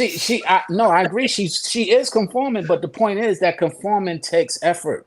It's not just like anybody who wants to compromise their integrity is going to be successful. Yeah, but anyone who will compromise their integrity that's put on by these people, because like if you're in entertainment, then you already know how this works. Like the people that are pushed forward have money and backing. You can't, the way that the music industry is set up pre the internet, and even with the internet, you can only make it so far as an independent artist. You can do well as an independent artist now. But what is put forth on the radio, what is blasted to you, and when you got $100,000 to just continually do media ads and continually put this out, people are selected. Now, if you are selected, then it's different. You can't miss. John Connor got signed by Def Jam, by Dr. Dre, and got shelved for 2 years till he could get out of his contract because of the music he was making, because it was positive, and Def Jam was just like, cool, we're just going to sit you down for 2 years. Just take this money and chill. Like they do this both ways. No cursing, Ray. Positive rap music, no cursing on this show, sir. No. John Connor's dope. He raps about real stuff. Like that's somebody that I advocate for. John Connor. I like his music. But what I'm saying is those people who are selected, it is that easy. They take you for a look. You are not writing what you were talking about. Right. I hear what you're saying, but you're wrong. You're wrong. That's all I can share with you. You're wrong. If that was the case, and if it So was that so you're easy, telling me that the so people there who would own be the no radio stations here in failures. Kansas City don't who told me I- literally exactly how they play the music that they play, how it's selected, and how those people get I back. didn't. You're I telling didn't me say all no. of them are liars. I didn't say that. Yes, what you're Okay. saying. I said where you're wrong. Programming does exist. That's why they call it Mhm. program. They have a radio position called a programmer. Mhm. So it does exist. So I'm not disputing that it exists. What I'm saying is that you can't just program anything, and you just can't fit any piece in a puzzle just because it's what you like. And that goes to show with labels, with radio stations. Just because they want it on the radio don't mean just because you play it 1,000 times a day that people will accept it. I've seen it several times. I've had places where we had several spins and tried to program it, and it did not work. You tried to program it. No, I'm talking about the people that actually own these industries. no. I am part of the people who was part of helping the industry go along. I was a record executive. So yes, we were programming people in sales, at radio, and visually, media wise. We were the ones behind that. We used the tools that we had, the radio stations, the publications, etc., as part of being able to do the bigger scheme of things. So what you're talking about, I'm very familiar with. It was very intentional. You're saying that there's not industry companies that have the ability to do that, and that Killer Mike was wrong when he said what he said about when he got into the industry. He just happened to be talented during that whole Dirty South era. You're telling me all those dudes who were given their recollection of what happened. Bro, I was before all those dudes and during those dudes. What I'm trying to share with you is that their point is valid. I agree, but is it does anybody who sell out gonna be successful? No, is what I'm trying to tell you. There are plenty of people who sold out, who tried to do this formula. It did not work.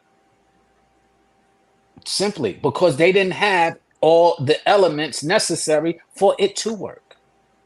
They had one portion of it, whether it be a look, whether it be a sound, but they didn't embody the I guess work ethic that I'm actually emphasizing that it takes to do it. You can't just manifest. So you're saying where they fell down was they didn't want to show up for the shows and do the tours, basically. So I can get with you on that. Yeah, that's one of, that's an example. That's a great example. Right. But there's a lot of people who, and that's why I said with a Simply Red, I don't know the girl. I don't advocate for her. I don't even know the song. I just heard her name because, and I might even not know her name because I said Simply Red. But the point being is that, whatever her name is, I don't know any of that. But what I do know is that to get to that plateau of success that she has to do certain things that a lot of other artists are not capable of doing.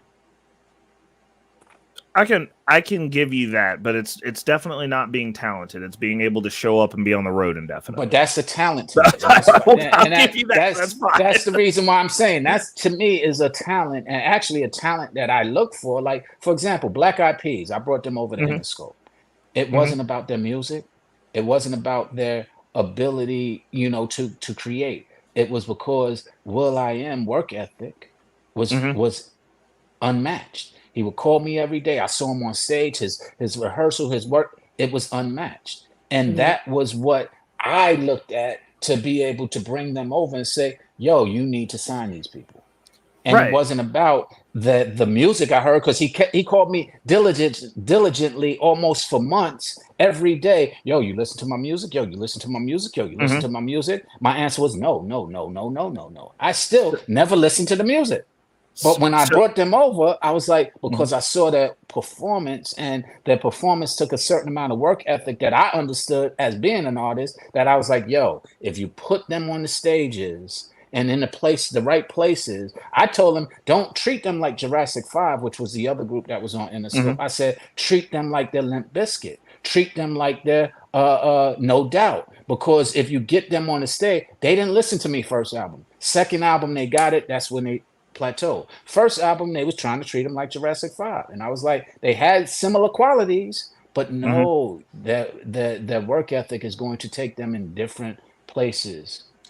Yeah, the only pushback I have for that, because I agree with you there, is that these people that they're using to destabilize our culture are a flash in a pan. They're not. Sexy Red isn't going to have a career. She's going to be around for 2 years, maybe. I don't think a lot of people are taking Sexy Red right seriously like, as a thought leader. Right. So, as the thought leader of this panel and host of this show, we'll be moving on to the next question. Okay. Thank you, sir. Black David, hit us with the next question, sir. Men and women need to get comfortable with the idea of saying, I need people. I need someone. I thought it was a compliment to say, I don't need you, but I want you. But when you're talking to another human being with feelings and emotions, that doesn't feel good to hear, I don't need you. Well, we're human beings, and that is how we are built. We are social creatures. We are built to be around people. We are built to form and cohabitate and love and all of that. So it's time that we embrace that idea. It's okay to need people. We need people.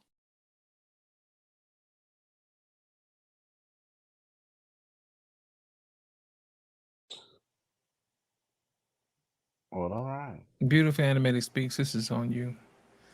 In this particular situation, she's saying that saying I need you makes you look desperate. Or is it just human? I didn't hear her say that makes people look That's desperate. just the question. Yeah. In other words, she's saying that, I want you, but I don't. Oh, need that's the you. question. Yeah. One is on the screen. No, I was like, I didn't hear that. Okay. Yeah.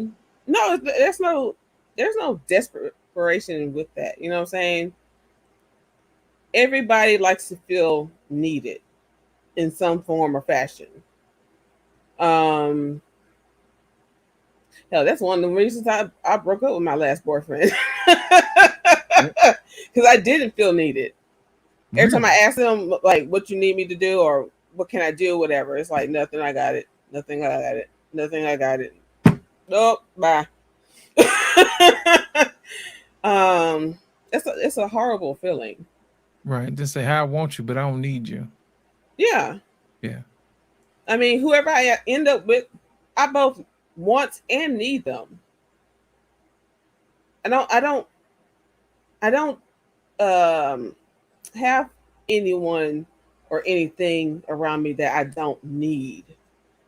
Like, I don't know. It's just no. And plus, the whole not feeling needed is just a horrible feeling. I understand. Sean, what are your thoughts on this one? That's a touchy one because I've said that, and I understand the feeling as a human, but again, I now, especially in 2023, have been leaning on facts over feelings. The fact is they don't need you. The feeling is that you want to be needed. But again, wanting you could be equivalent if you understand how valuable someone wanting you can be equivalent to someone needing you. If they want you, that's indirectly telling you that they need you or that they desire you.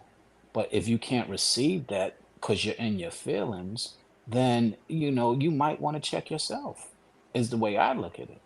And in my opinion, but I also am learning to be a little bit more empathetic to people's feelings and women specifically, because that's where I usually see the pushback.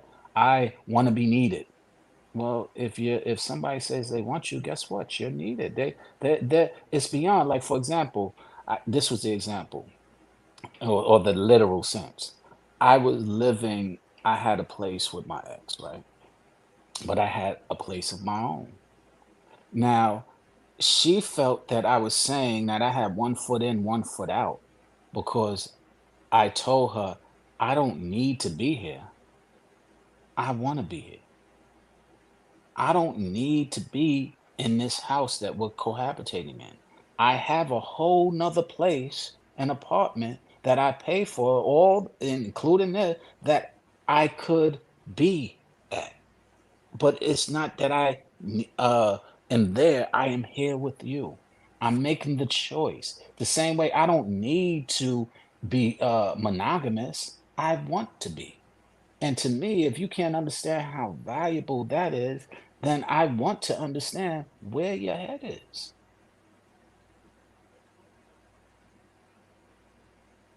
Harris Tribe, it's on you.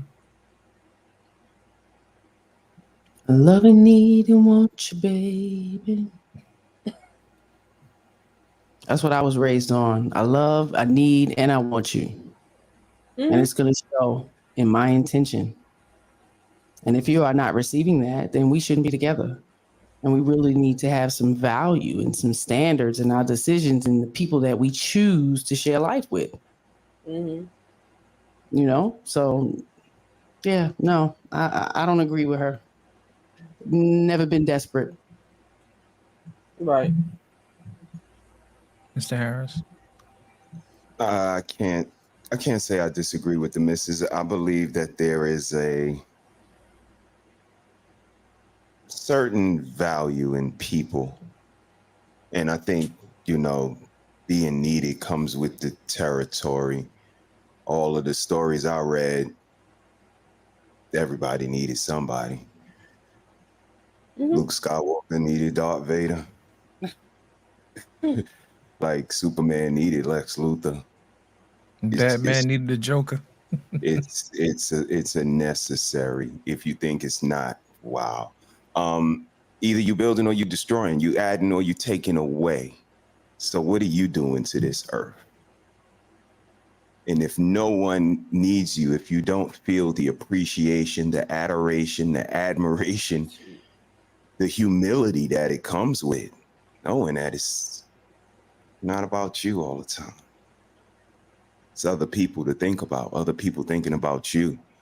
I think that's very operative. So for me, I need my missus. It wasn't that on the first day, Right. but it absolutely graduated to that. The inspiration, the motivation, just the curation that she provides. I couldn't imagine the type of man I would be without that feminine essence in my life. So I need her. Unequivocally, unapologetically. Need you. Don't go nowhere. Please. And I feel that's what's up. Ray. Well, you're on mute, Ray. Man, I muted myself. My bad.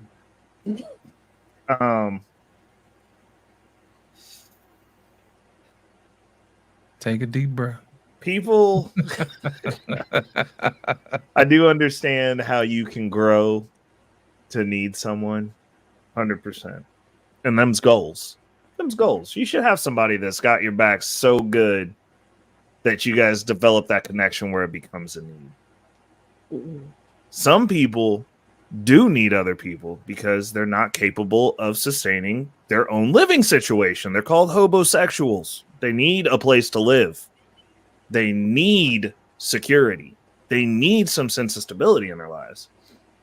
I always tell people I'm the thing that you didn't know you need that you probably also want. Because like realistically, like I was like in most cases, like I know that I can complete the mission that I've set out, that I've been tasked with by myself. Like I know I can. So like I'm an ardent person. Like I understand it doesn't sound good, but like I am adamant. I don't need anybody. like and they will tell you like I drove myself to work with a dislocated rib to show them and then drove myself to the ER. Like when I tell you I don't for real need people, I'll crawl to get in the car to myself to get myself to where I need to go. Like I'm very, very hard-headed. Like I will do this. I will do what I need to do to get what needs to be done. This body is terrible at dying or being injured. So it'll fix it. It'll get it where it needs to go. But there comes a point where obviously you can't necessarily be that hard with people forever. But I think that there's a certain amount of respect that's earned. Like a chick that just comes into your life, like, yeah, I don't need you. Like you are replaceable. up until you substantiate yourself as something separate from everything else that's out there, then we can start working into the I need you, baby, I want you, baby, and all that stuff. But like, you don't just walk in the door and go, oh, this person's in need. Like, I don't walk into people's lives and go, oh, you need me. Like, I that just sounds like it's coming from like a place of weakness. Like, I mean, I know the value that I bring. There's no one who's come into my life that's left my life in a worse spot than where they were. Period. Like, it's unfortunate because most of the time it's like your only other options are lesser men. So like, I guess you did kind of need me. I mean, you can go be happy on floor 5. But I'll tell you what, the view from floor 35 is better. Like, it's just what it is. It's just what it is. I mean, I when I look back and like, so I don't redate people. So like, when I look back, I'm like, you know, I don't wish ill will on anyone that I've dated, but I'm like, I look at the people that they're married to and I'm like, dysgenic loser that you can walk all over. Nice. I guess that's cool. That works for you. That's fine. Pray to God the lights don't go out because, like, I know whose shit I'm taking. Like, I love your perspective. It's just what it is. Have a great. It's what it is, dude. I mean, well, the thing is, there's not too many people that live absolutely an insane life and then come back from it. So, like, I'm built different. Like, when I tell you I'm built different, I'm like, I can suit up and boot up, and I can also be that person you don't want to see in a dark alley real quick. And it's like having Cujo in your house. Just like that. Like, let me feel not safe. Let me feel not safe. It's about to be not safe Cujo. For everybody. Let me build on something because the Harrises, you guys have enlightened me to want to elaborate a little further. Come on, because Sean. a lot of the reason why I said what I said had to do with the fact that I also shared with my ladies, and you don't need me. Yeah. You don't. You've been doing everything, and when women say it, it's very embraced and empowering. You don't need a man. Mm-hmm. You should want that man. You don't need that woman. You should want that woman. And together, what you make can become a necessity to the beauty of what you guys just shared. And I lean and urge to get there. But to the points that y'all made, now you feel I would not have done it without her or him. Mm-hmm. And I know that where I am today, it was a necessity to have that person. A woman is here to bring balance to a man. And a man is here, guess what? To bring balance to a woman. So with that being said, if we want to be balanced, yes, we need each other. So I'm not saying there is not a necessity for that. That balance is what we were created to be for one another and with one another. But at the same time, I do want to encourage, and I try to encourage that want, that desire to have a person is really critical to. I literally said to my ex, I was having a conversation before this panel, and I said, yo, what is the value you see in our relationship? Because I can give you values of what I see in our relationship, even as friends. I can tell that to you very directly, even though you annoy the daylights out of me at times, even though we are not always on the same page, even though I dislike certain things, and you do the same with me, but it doesn't negate the fact of what I value in you and the fact of what I fell in love with initially about you.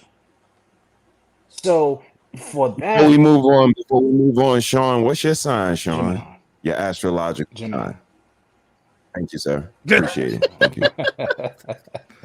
I want to ask why. Why'd you ask? We were just curious. Just curious. And yours? Cancer. Okay. My daughter's mother is a Cancer, and my daughter's a Cancer. So I understand. And your wife? Pisces. Pisces. She's a cool. Pisces. See there, I knew I liked y'all. But yeah, and it lends. I'm sure you can tell from how I'm speaking that now that I said it, it makes sense, because we do have attributes that display everything that I'm saying and sharing. I understand that, and I embrace that. But the point that I'm making is that I really think that we should have, and we do have, meaning in each other's lives. But when we put the word need in, not to say, I think semantically, it sometimes does us a disservice, because we need to be able to say, at least in my opinion, I want you to say, I want you.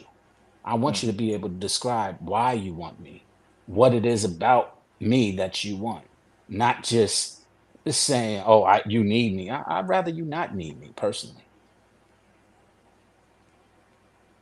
You know what? I'm gonna let y'all in on a little secret, and I don't think anybody's aware of it, but I need every last one of y'all, and I'll explain to you why.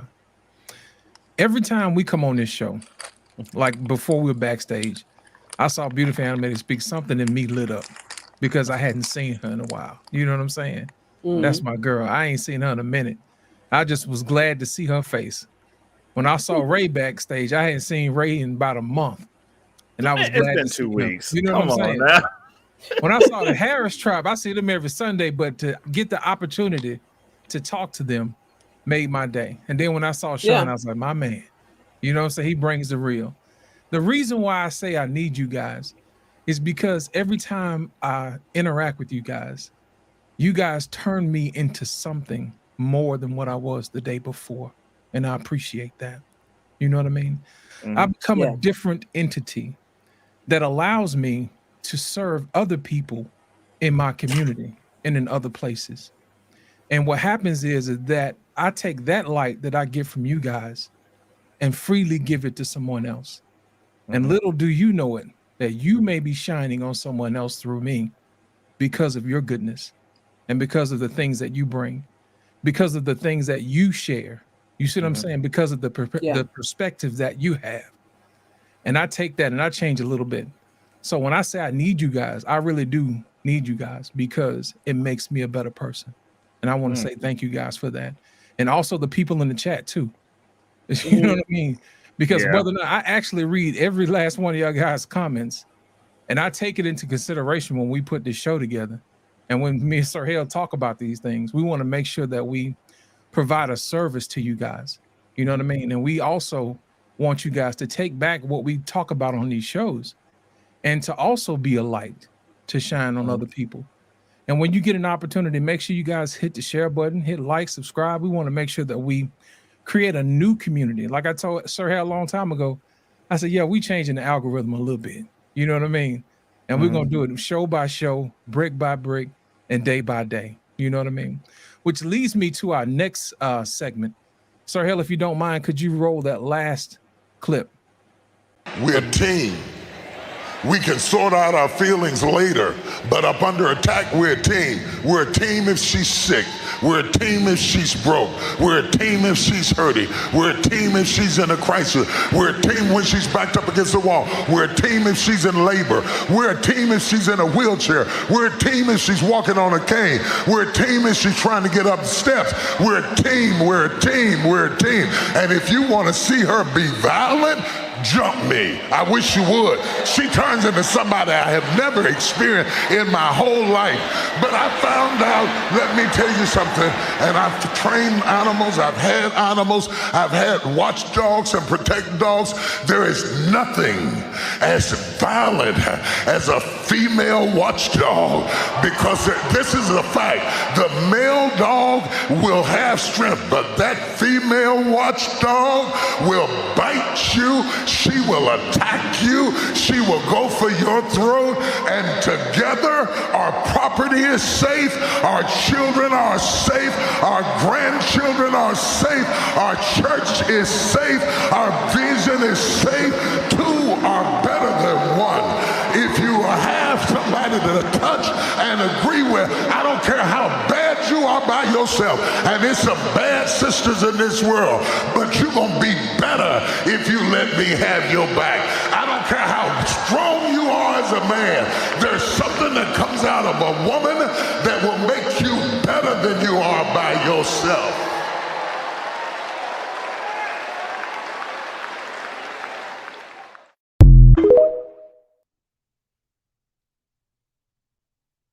Thank you, Bishop.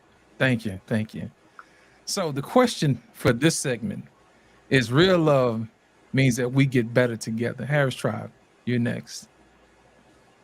But is this too much to ask in 2023? Possibly. 2023. Yeah. You want to jump on this first? Oh man. Repeat that. Repeat the question. The question is real love means that we get better together. But is it too much to ask in 2023? Yes, I would say you definitely should get better because that's a part of life, just growth and development in its own, so sharing life with someone else, you got to learn to grow and develop separately and with another person. Now in 2023, are most people willing and capable? I don't think so. Because like the man said, Sean said, people are not needed.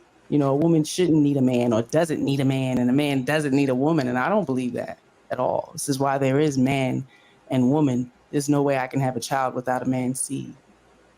And we're forgetting that. So that's my thoughts.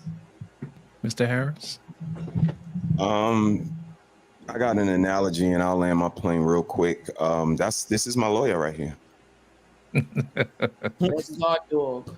That guard dog he was talking about, like, this is my lawyer. Most people may have a legal aid. They don't ask the pertinent questions. You are not their top priority. They don't have your best interests at hand. But my lawyer make all the objections. She researches all the information. She wants to know what the doctor talking about. She wants to understand. We're not just signing the DNR. What you mean? Is there any other options? This is what I signed up for. The covering that she provides as my lawyer. When you get a legal aid, you may be suggested to cop out. Again, this lady reads my temperament. She see if I come in the house and I'm on edge and she's not letting me leave back out. Let me calm you down. I have a cousin that, did just that. Went home 4 a.m, upset, grabbed his gun, went back, handled his business, and he's in the hoosegow now for probably the rest of his life. But my question to him was, where was that inspiration in your house that let you walk in and walk back out at 4 a.m? Right. She wouldn't read your energy, read your temperament, be that inspiration that you need to keep you providing for your family. But no, some people have a legal aid. They'll cop out and move on to the next case. They hardly remember your name. Which one are you again? Oh yeah, just cop out. I don't have that. And that's why I signed up for this guard dog, for this protection, for this covering, for this lawyer, for this missus. And I'll do it all 100 times again because this world is cold. This world is cold. And, kudos to everybody that feels they want to go through this by themselves, to receive the beating that this world gives you and come back home to nobody, to nothing. And again, even if you break the odds and you get a house, you get some land, who are you leaving it to if you're by yourself? Right. Stop coming to the family barbecue, loving up on the kids and bragging and saying, I just love up on them and give them back to their mama. You coming to the barbecue just taking love, taking food, taking aluminum foil, taking everything. Not giving nothing back. Like I said in my beginning, either you adding or you taking away in this world. We are about building or destroying. And if you ain't leaving no legacy, you ain't leaving no lineage, you ain't leaving no morals, you ain't leaving no values, what you leaving? Thank you for having us. Thank you, Harris Tribe. Sean, sir, what are your thoughts? I love that clip. It's always empowering seeing a couple, and that's why I just was, given a lot of praise to the Harrises because it's always enlightening and always encouraging to see a couple standing back to back, whether it be literally in the sense that we just saw them standing, or whether it be in presence as we're seeing the Harrises stand. And so for that, I would even say from our earlier point of view, I'm a changed man. I need I need what it is that they have. And the funny thing is that I don't think that I've ever felt I don't feel differently because that desire is a strong want, and that's why I say want. I want that. I need that even. So semantics is something that we often argue over, and that's why I don't always, I try and be clear when I say certain things, but quite frankly, they're synonymous. You're using a word that has different contexts.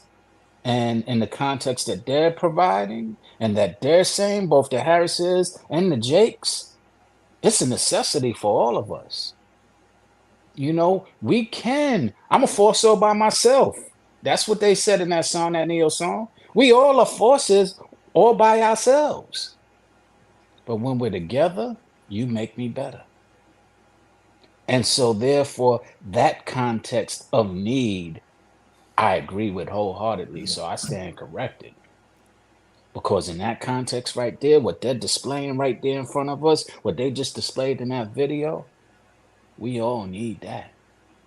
Whether you choose and don't want it, hey, that's on you. But we all need that right there. So salute to y'all. And again, I'm preparing for that.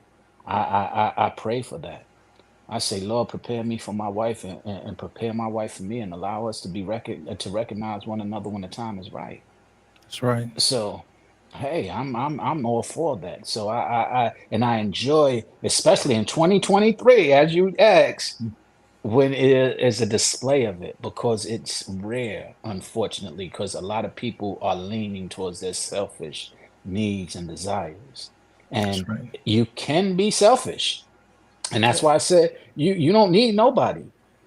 But again, you want to be balanced. You want to be selfless. And that's a practice, and that's something that needs to be intentional, and that's something that's rare, and that's something that I value. So salute, and I want to continue to see things like that because it's encouraging and it's uplifting, as well as propels me to go into better places. So thank you. Thank you so much, Sean, for your perspective. Beautiful Animated Speaks, you're next, and then Ray, you're next after that. Okay. So to ask for as far as getting better together, I don't think it's ever going to be too much to ask. I don't care what year it is, that's never going to be something that's too much to ask for. So the real question is, why aren't you asking that of a couple? Why aren't you asking that of each other?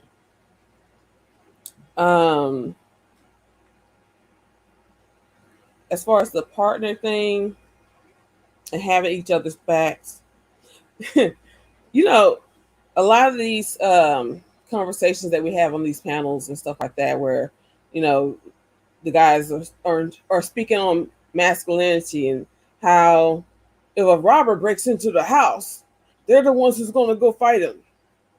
The woman stays in the room. I don't think that way. First of all, it's not guaranteed there's going to be one robber. Right. It can be a pack. Who's there to watch your back? The whole point of being together is that you watch each other's backs. Right. While you down there, I'm popping off. Snipe, snipe, snipe. That's right. Pick them off one at a time. Hell yeah. So yeah, I'm not with the whole the man is the only one who's in the fight. That's just I have headphones and earbuds and stuff like that. I can multitask and call 911. Snipe. That's right. I call the police while I'm beating them up. You know what I'm saying? Yeah, At least they yeah. can be on the way. You know what I mean? Help Yeah, is on the so- way. Pew. Pew, pew, pew. It's 22. That's right. That's right. But yeah, love that's my thoughts about it. Yeah, you need each other, and you can't you can't watch your own back. Not even Right. those really flexible people can watch their own backs, because whichever direction you spin into, you turn into, something is missing. Blind spot. Right. Blind You're spot. always gonna have You're a right. blind spot. So yeah, no, you gotta have people to watch your back. Teamwork. That's Badass teamwork. Ray, what you got on this one, sir? I partially agree, but I'm gonna have to add some context, some very stern context, because do I believe that I'm a firm believer, y'all, those of you familiar with my content, I am very much a classist, and I do believe that there are just some people that are better than other people on this planet.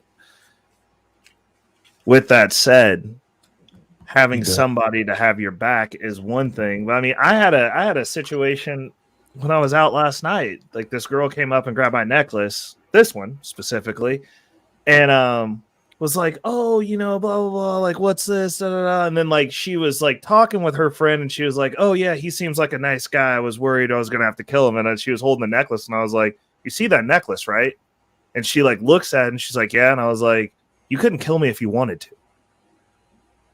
And so she like looked at me and like was confused, and I was like, "No." I was like, I know what real violence is. I was like, you couldn't do what you said you wanted to do if you wanted to, on no retrospect on this planet, because I personally believe that if a woman kills me, I'm going to hell.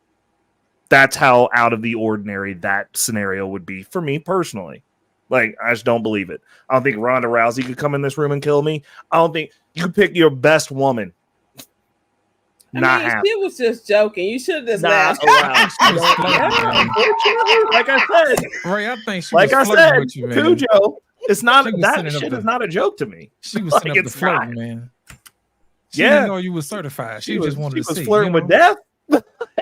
That's what she was flirting with. I was like, you don't talk to people like that.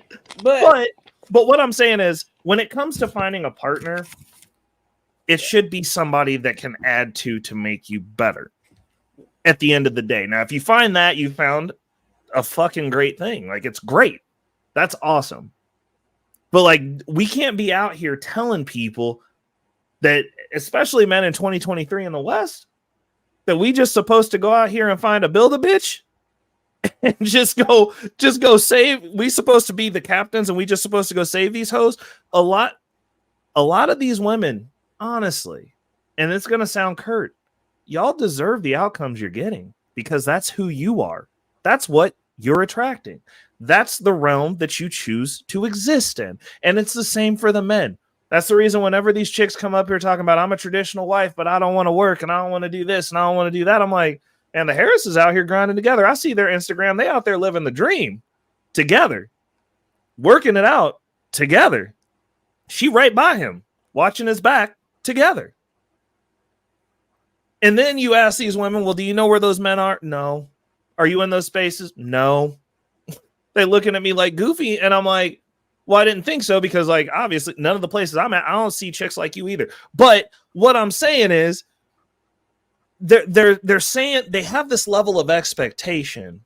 And then we tell these men that we're supposed to go out here and we're supposed to get married and we're stronger together. But are you stronger together just having a body there? Like, that's different, because Fair question. the military uses bodies to catch bullets in wars. They put you on the front line so that you can let the people who know what the hell they doing get to where they need to go while they shooting you. Like, it is the question that I have, and the piece of context that I always have to add in is, like, in 2023, there's a lot of just bodies out here.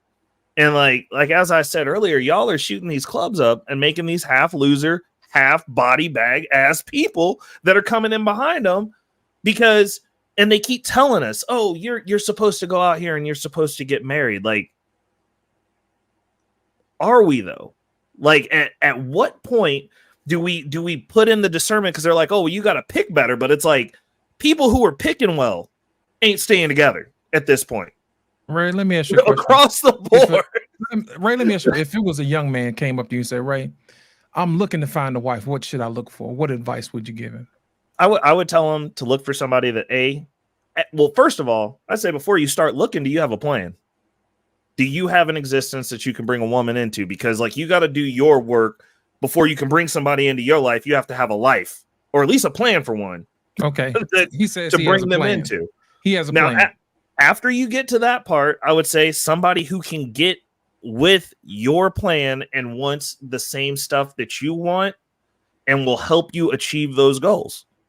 That's what you look for. You don't look for appendages. You don't look for the approval of other men about what you got. Like why is everybody obsessed with other men wanting to bang their wife, bro? Like, why? Why does it matter? Does it matter? Do you want to bang your wife? That's my question. Like, don't quit showing me your wife. Why ain't you showing you your wife, bro? Like, you over here telling me about your wife. I'm starting to think that you a little bit sus right now, bro. Like, why are you showing me your wife? Well, why ain't you looking at her? like, if I had something that I needed to show somebody else, I'd be at home tearing that up myself. I wouldn't have time. How do you have time for this?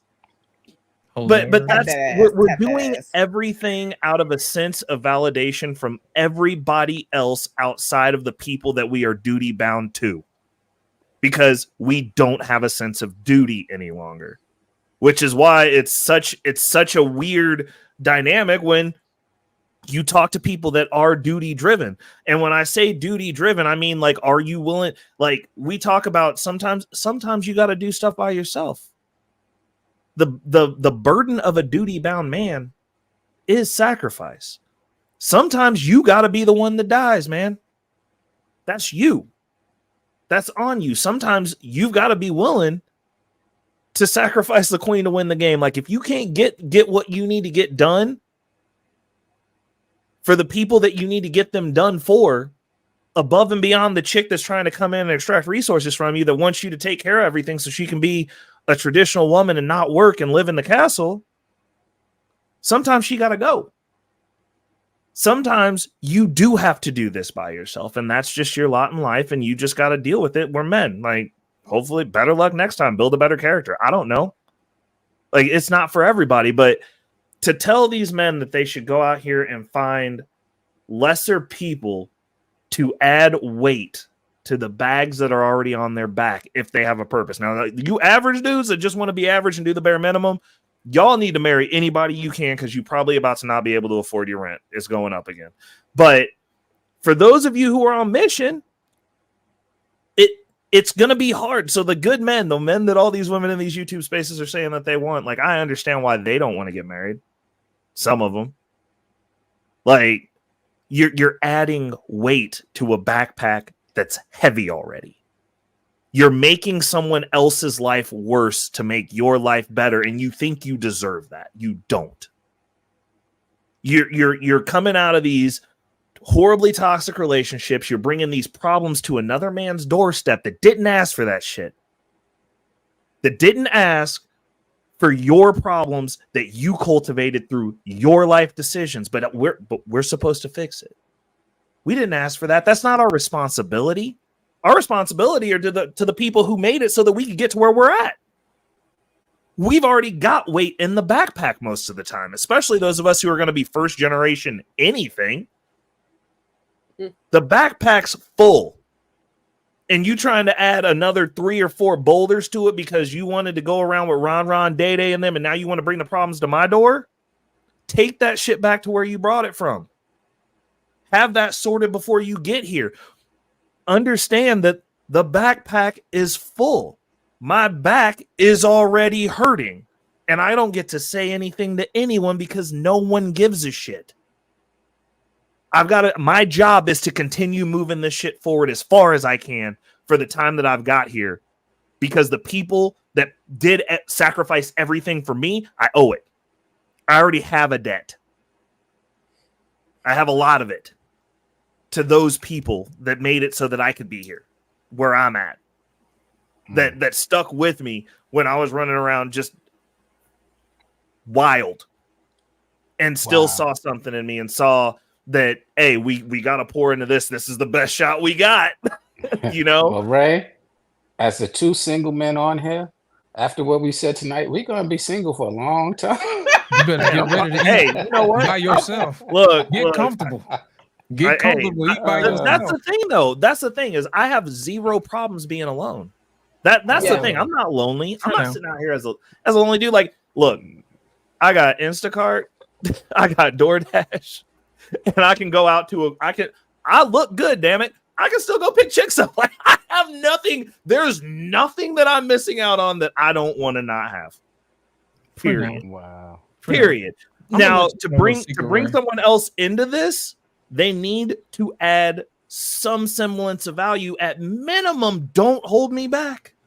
I don't think that's too much of an ask. I really don't. I don't understand why it's an ask for somebody who works as hard as I do to have somebody who's pleasant. I don't think that's a hard ask. Like, I'm pretty easy to get along with. Come on, Sean. I have a question. Really am. I have a question. Is love transactional? For me, no. Nothing I do is transactional. I still have exes that have done me dirty that will call up for financial advice. And I'll give it. That's not what he's saying. Sean, clear it Oh, up. go ahead. Elaborate on that. What do you mean transactional? No, what I mean, because you just mentioned a lot of transactions that you would want to receive if you're offering something. So that's what triggered the thought, is love transactional? No. Because if I'm giving you everything out the gate, and the thing is this, I don't expect anything, but I will not allow for you to get in the way. Let me answer this. Hold on a second. You said that you don't expect anything, right? No. But at the same time, you don't want a dead body hanging around the house, right? 100%. I don't want somebody that's going to hold me back. Like if you're in the way. Let me ask you a question. What's the difference if they're not adding anything to your life? Well, the difference is if you're not taken away. Like, if you're just going to be around, be pleasant and smile and like just want to be there and you want to be along for the ride, but you out of the way, you're going to play your position, I can rock with that. I'm totally fine with that. Even if they don't add nothing at all? But you know, it's interesting. But adding peace at home is adding something. Come on, Sean. Okay, what's interesting about what you're saying, Ray? Come on, Sean. You said you got a backpack. You got a backpack, and they're adding weight to your backpack. If they're not doing anything, well, weight gets you stronger, and that's what you are priding yourself on, how strong you are. So why would that be a deterrent?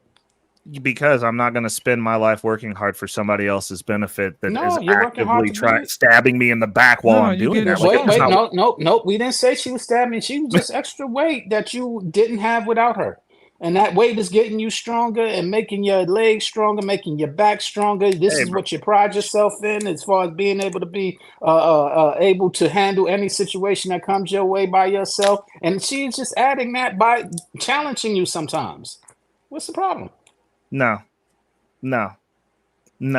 You know when I was challenged?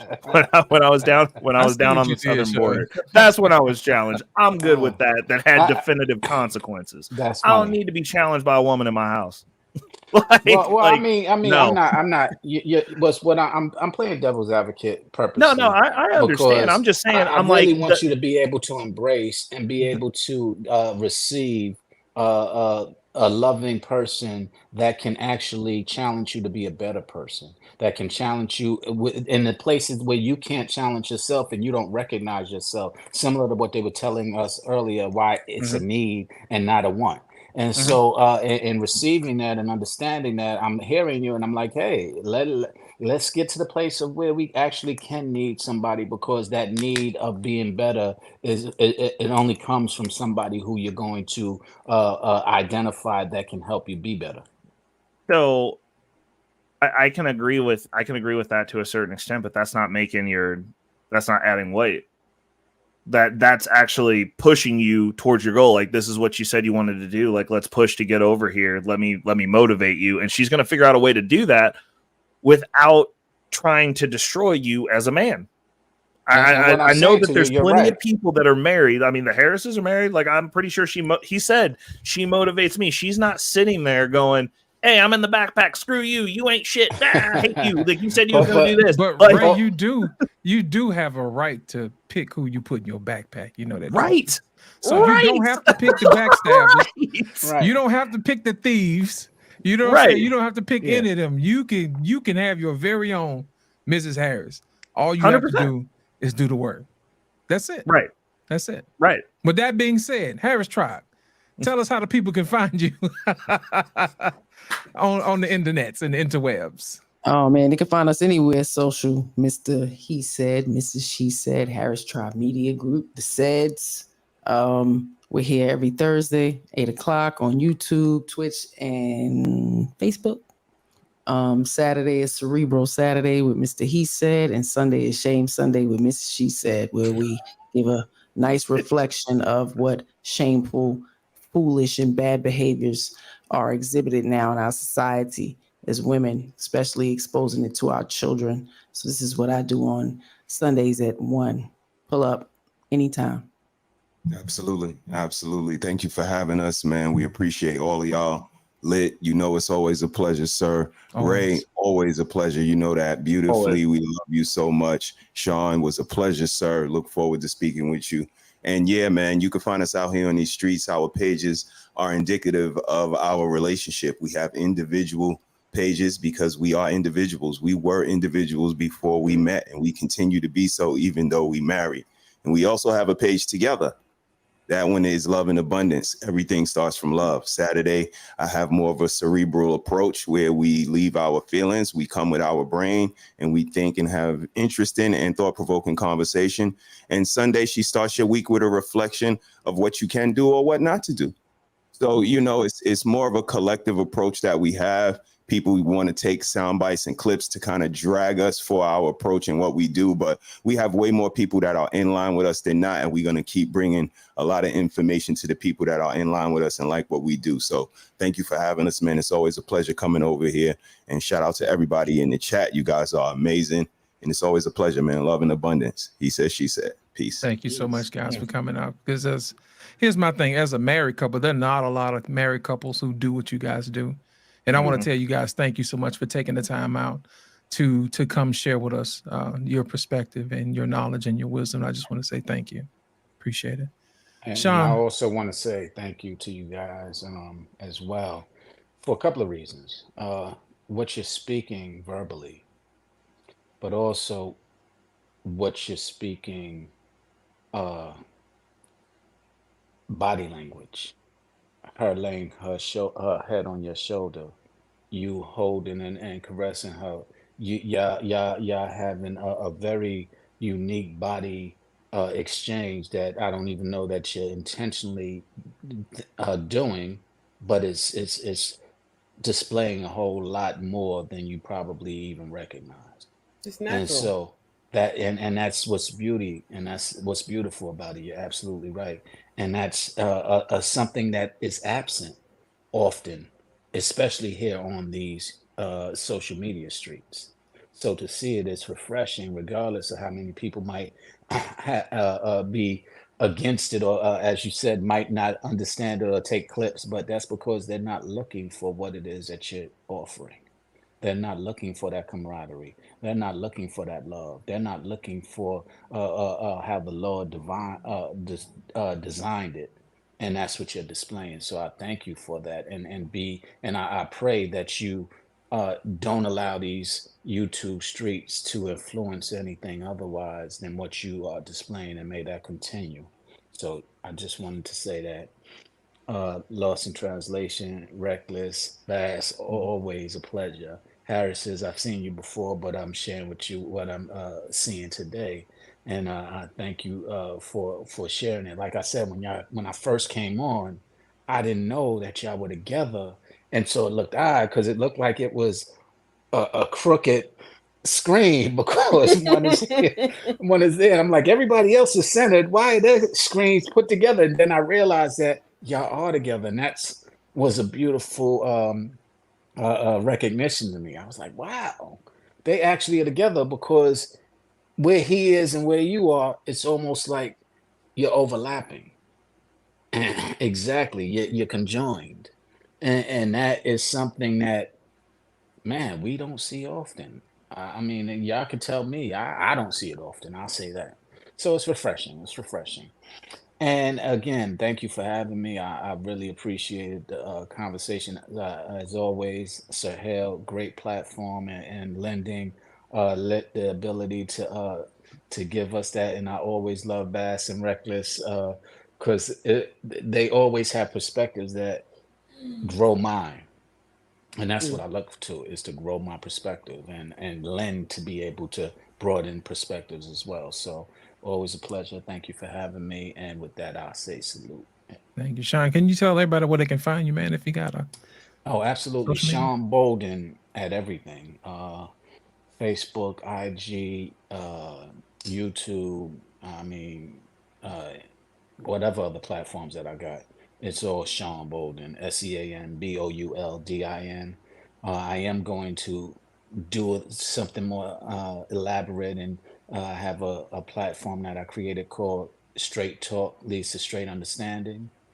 And I will be reigniting that, because I think that is helpful. It's similar to what we're doing here, just sometimes a little bit more risque, because I don't want any, I don't want anything to anybody to hold back. Just say what you say, and I love you for saying it, not for the content of what it is or what you're speaking about. Right. Appreciate it. Reckless Ray, how can the people reach you, sir? Yo, they can find me on most things at Reckless Ray De Niro. Predominantly everything's sourced on YouTube, but like I'm doing it in the middle of a Twitch experiment. We're seeing if we can get some love over there, or if I get kicked off. One of the two will happen. It's going to be interesting. But normally we're over on Thursday nights. We do a live stream. It's Guns and Butter. It's open forum. We talk about whatever the chat wants to talk about. So come tap in with us. It's normally sometime in between. I'd say anywhere from 6 to 8, depending on how work's going, is when we get started. And we normally run till about, I'd say 11, like 10:30, 11-ish. It used to run till like 1 or 2 in the morning. We're not doing that anymore. You want to talk about off the rails? Like after 11, there's no good conversation coming out of that. It just gets weird. So you gotta dial it back. Have some sort of, there's a balance between giving the people what they need and then giving them what they want. And like 11 forward is what they want. Like what they want isn't what I want to do. So Indeed. Thank you, Ray. I want to tell you, man, we appreciate your perspective, man. Oh no, it's good to be back, man. I'm happy to have my voice back. I was worried that I wasn't going to get my voice back for a little while there. Well, but I got my voice back, so I'm enjoying it. Good. We're glad you're back, sir. Thank you so much.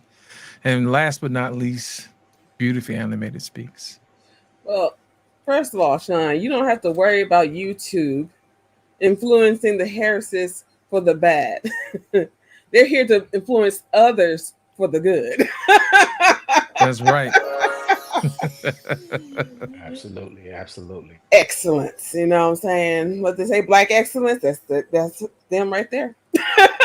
That's right. All right now. Yeah, I'm speaking facts. But Beautifully Animated, I have Beautifully Animated Speaks. And I'm not really on my channel, so for the most part right now, you can find me on here with Sir Hale, and on Tuesdays with Black Man Unfiltered. Thank you so much for joining us, Beautiful Animated. I'm glad you're back. We missed you. Thank you. Good to be back. And last but not least, I want to say thank you to the moderators, Black David, Sir Hale, Lady Devore, Quiet Storm. You guys make this show possible. And I want to make sure I give you guys your roses while you're still here, because I want you to be appreciated. We couldn't do this without you guys. And also I want to thank everybody for coming out in the chat, for joining us. Without this, none of this could be possible. I just want to say thank you guys. When you get an opportunity, make sure you guys hit the like button, hit share, subscribe. My final words on this is, yes, we are better together. And I'll tell you why. We influence each other from time to time and day by day. And we want to make sure that we treat each other accordingly. We want to make sure we love and we live and we laugh along the way. So I want to tell Black David in the back, get ready. Sir Hale, I want to say thank you for allowing me the opportunity to host another Super Sunday. If you guys want to follow me, you can follow me on YouTube at Lost in Translation Podcast. I can be found here every Sunday at Super Sunday. I can also be found on Humble Dads on Mondays, and then on Tuesdays, I can be found on Black Man Unfiltered, Talk That Talk Tuesday, and on Friday at the barbershop on Black Man Unfiltered. So yes, they're keeping me busy in these streets, and I really do appreciate it. I get a chance to grow and learn a lot of things from other people and share the things that I learned along the way, and I hope that it helps. So with that being said, thank you guys for coming out, and we'll see you guys next Sunday on another edition of Super Sunday. All right. Have a great evening. Peace.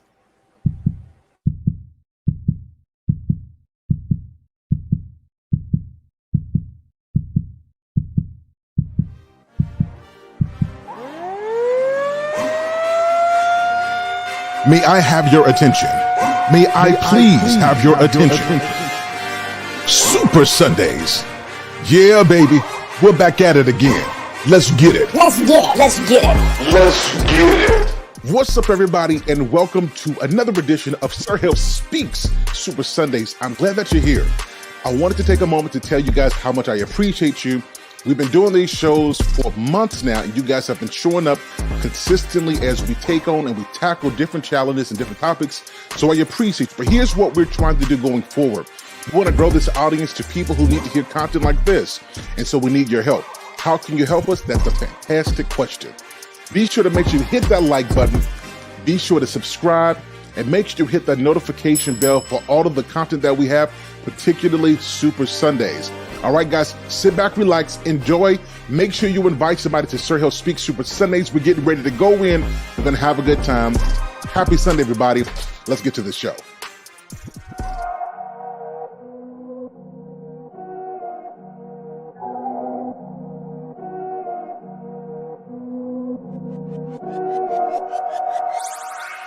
Go dummy, go beast, oh no.